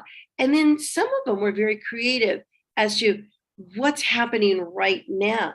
Is there anything within my area that is I need to protect for? Is there anything I need to protect against? So a lot of this year, we had this conversation about environment, and it was all mask. Our playground was filled with masks. They were just taking them off and throwing them away. And so we have to talk about recycling and how to protect our own playground area. So that was a really big discussion too. Okay, next slide. So talking about the story, we talk about what is an oil pipeline? What is the snake, and why is we bring in snakes that are black snakes as a symbol for the pipeline. And why was oil not welcomed, a welcomed element to our environment? So we did a lot of different types of things with what do we use oil for? Why do we need oil? Where do you get oil? And then why was it bad that we had oil going across lands, especially across water? So next slide. I bring in this book, which is The People Shall Continue by Simon Ortiz. It's a fabulous book that starts with the ideology of how people, land, water, animals came to be. And so I bring in this book as every single day I have another picture book to go with it. So this is one of the resources that I use, and that it's not just historical, but it's continuous. It's important to now. And so this book brings that same ideology as water protectors of the past, the present, and the future. Okay, next slide. So we go on to, when we are starting to take a look at oil, we start to take a look at different types of oil. So I'll bring in all this material into the classroom, and then they start to mix with water, salt, oil, food coloring, iron objects. What happens to the water over time? And are these things healthy for us? Are these things that we can eat? Our drink, can we use them in our cooking? Can we use them to bathe with? Can we use them to survive with? Or are they taking away what we need? So how do we keep our water healthy? And so this is one of those activities that I bring in. Next slide. And then a picture is worth 1,000 words.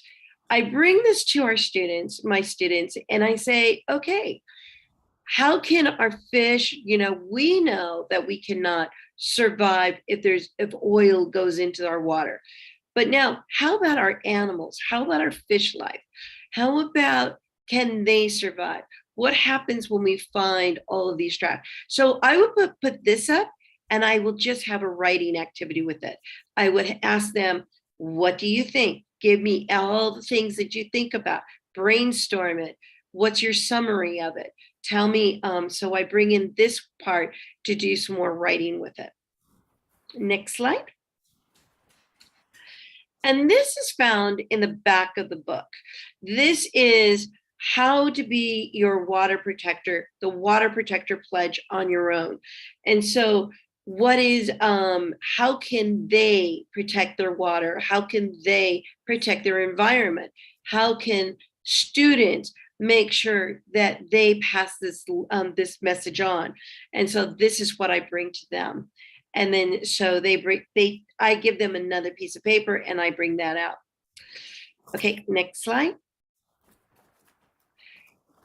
One of the things that where a lot of people are asking me are, where do you find all of your literature? I find most of my literature on this blog, the American Indian Children's Literature blog. And in this, Debbie Reese has formulated all grade levels, kindergarten through college, adults, all grade levels on different books that have Native American or American Indians in children's literature.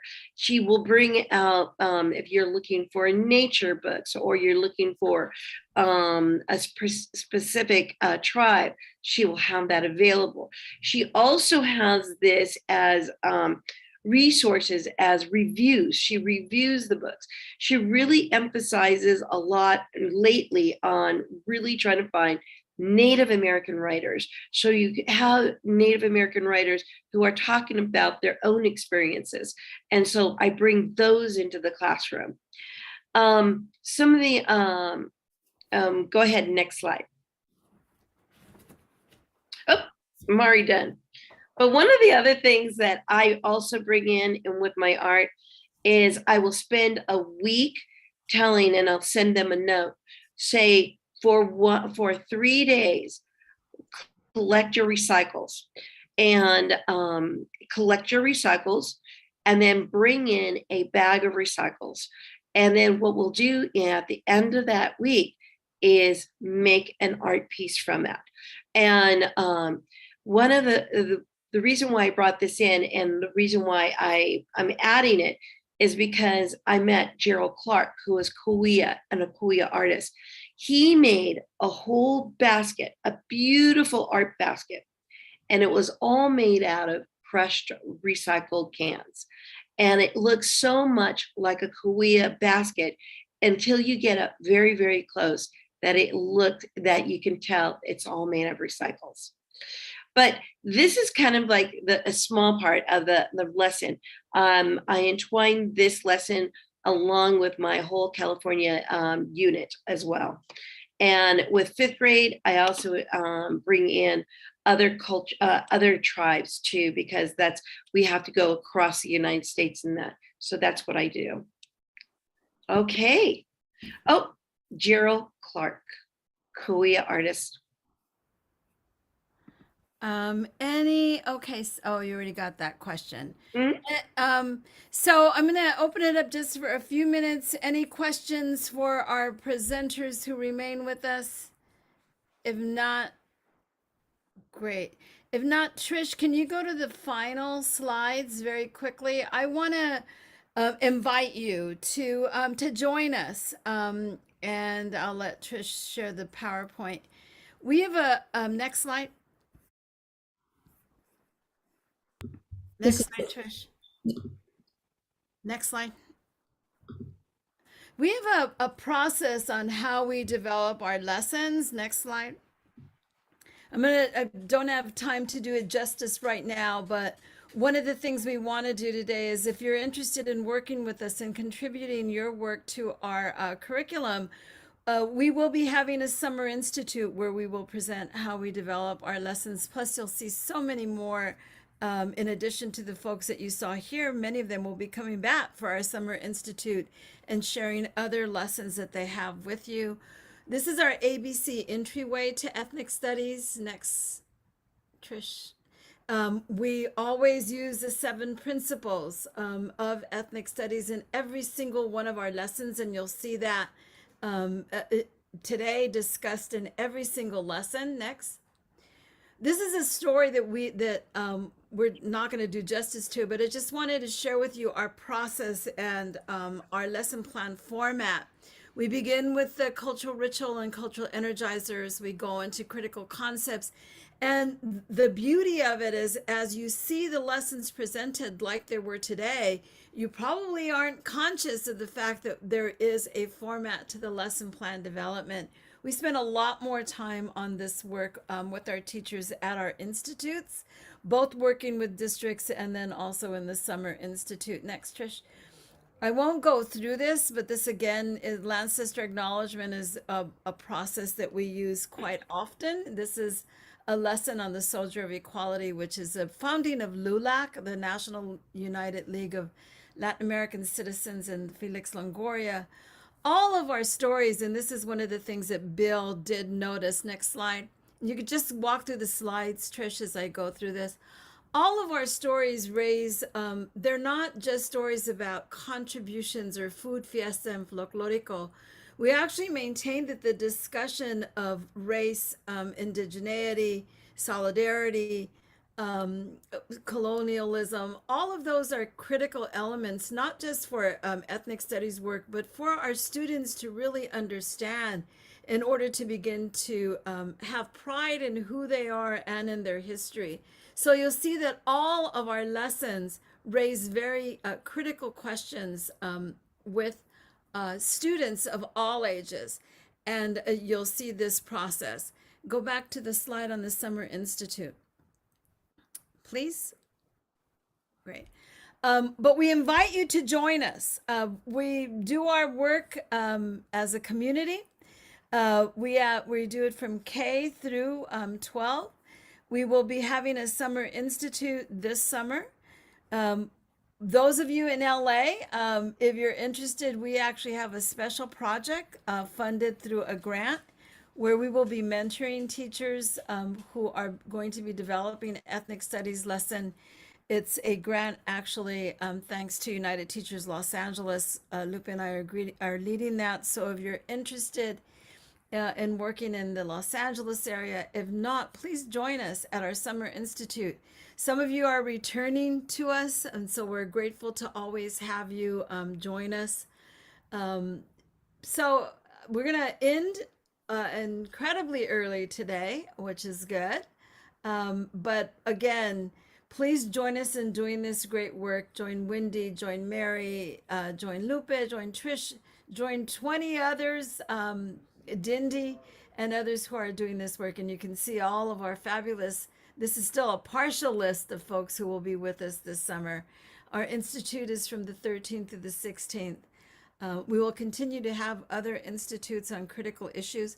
Please share with us if there is an area that you would like to see us develop an institute on. We would be more than happy to do that. A lot of the ideas for our institutes come from our participants. And so we're grateful for that. Yes, so the link to join us at the Summer Institute is on. We will, yes, we will be making all of our work available throughout the year. So if you're not able to join us in the Summer Institute, we will be breaking up the Summer Institute and having sessions throughout the year, including 2 in-person ones, which we will keep you abreast of. If you want to get a hold of us, our email is liberatedethnicstudies@gmail.com. And you can always join us on our website. We try to keep it as up to date as possible. It's being here with you today that makes our work so much more worthwhile. But I think even more worthwhile is when you take our work and you apply it in your classrooms, and we're able to see the impact that it has on children. So with that, unless there are any other questions, thank you for joining us this morning. You are all amazing. And we hope you have, Melissa, how can I help you? So you mentioned you guys were able to mentor people to write lessons and whatnot. Yes. I'm already signed up for the summer program. So would I just follow through after that? Or like if I'm interested, what should I do? What are my steps? If you have any interest in any of the work that we're doing, just email us and tell us what your interest is. We will get back to you. Yes, Melissa, where are you? What district are you in? I'm in Torrance Unified. Oh, great. Yes. We're going to be trying to bring in some of our surrounding districts to our work in LA as well. So yes, make sure you email us. This is our website. Just let us know that you're interested in working and being mentored on developing lesson plans. Liberated is about making our work accessible to as many teachers as possible. So we're going to be continuing to put up lessons throughout the year and having these institutes as well. Our next institute is the Summer Institute, but we will be following that up with many, many, many more. So again, Melissa, just drop us an email. We'll be back in touch with you. And if there are no other questions, I don't see. Yes, I do, because I've been putting it in the chat. It hasn't been answered. Okay. Because I want to know how you gain access to the website, because it says log in, and then I put the email. There's no login at all. You must be in the wrong place. I just put it in the chat. If you click on that link, you should be able to go right there. There's no accessibility issues. You don't have to log in. No one has to log in. So I'm not sure what's happening, but if you look at the chat, I posted at 12:35 our homepage, and you should just be able to click on that. You want to try it? Does that work, Linda, when you click on that? Okay, so it says I'm there, right? It's the same one that I was in, except for I see the flyers for the other things. And so I clicked on, initially I clicked on one that says chapter 2. And so and it says, click here for Black Studies Chapter 2. Right. But I only see 2 pages that really talk about what it is. Right. So we instead don't of- put, right. So we don't put everything up, right? Because that would, mean that you wouldn't join us in our community at our summer institutes. But if you're interested in other model lessons, again, please email us. We have a lead. One of the things that we take great pride in is that we don't just talk about self-determination, we practice self-determination. So in every single one of our chapters, we have a lead in that discipline. So our lead for the Black Studies chapter is Tanya Jaco, who is from Northern California. And then you saw Dindy this morning. If you're interested in other lessons or other materials, please email us. We'll put you in contact with Dindy and Tanya. And then also we will have other instances, other lesson plans coming up. So we change it up a lot, Linda. So you won't see everything on the website all at once. Okay. I mean, I've been attending them for a while. Good.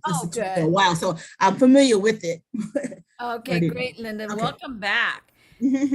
But if you're now thinking, I've attended enough of these and I really think I want to roll up my sleeves and work on some of this, let us know. Then Dindy and Tanya will contact you and be in touch and kind of mentor you through the process of working on lessons for that chapter if you're interested, or any other area. Yeah. Okay, that is something that I was thinking about. Oh, there's because Dindy. I'm in Dindy's New still York. on. There we go. Dindy said, I would love to grow the Black Studies team. All right, Linda, you got it from our lead. Okay, so all right, thank you everyone. We're live streaming, so just email us if you have more questions. We're going to end the meeting, so if you have any thank yous to put in the chat, please do. But we're going to end this because we are still live streaming. Thank you. Okay, thank you. Any other questions for our presenters or for Liberated? If not, again, thank you so much for joining us and becoming a part of our community. If we don't see you in the summer, we will see you throughout the next year. Bye-bye, everyone. Bye-bye.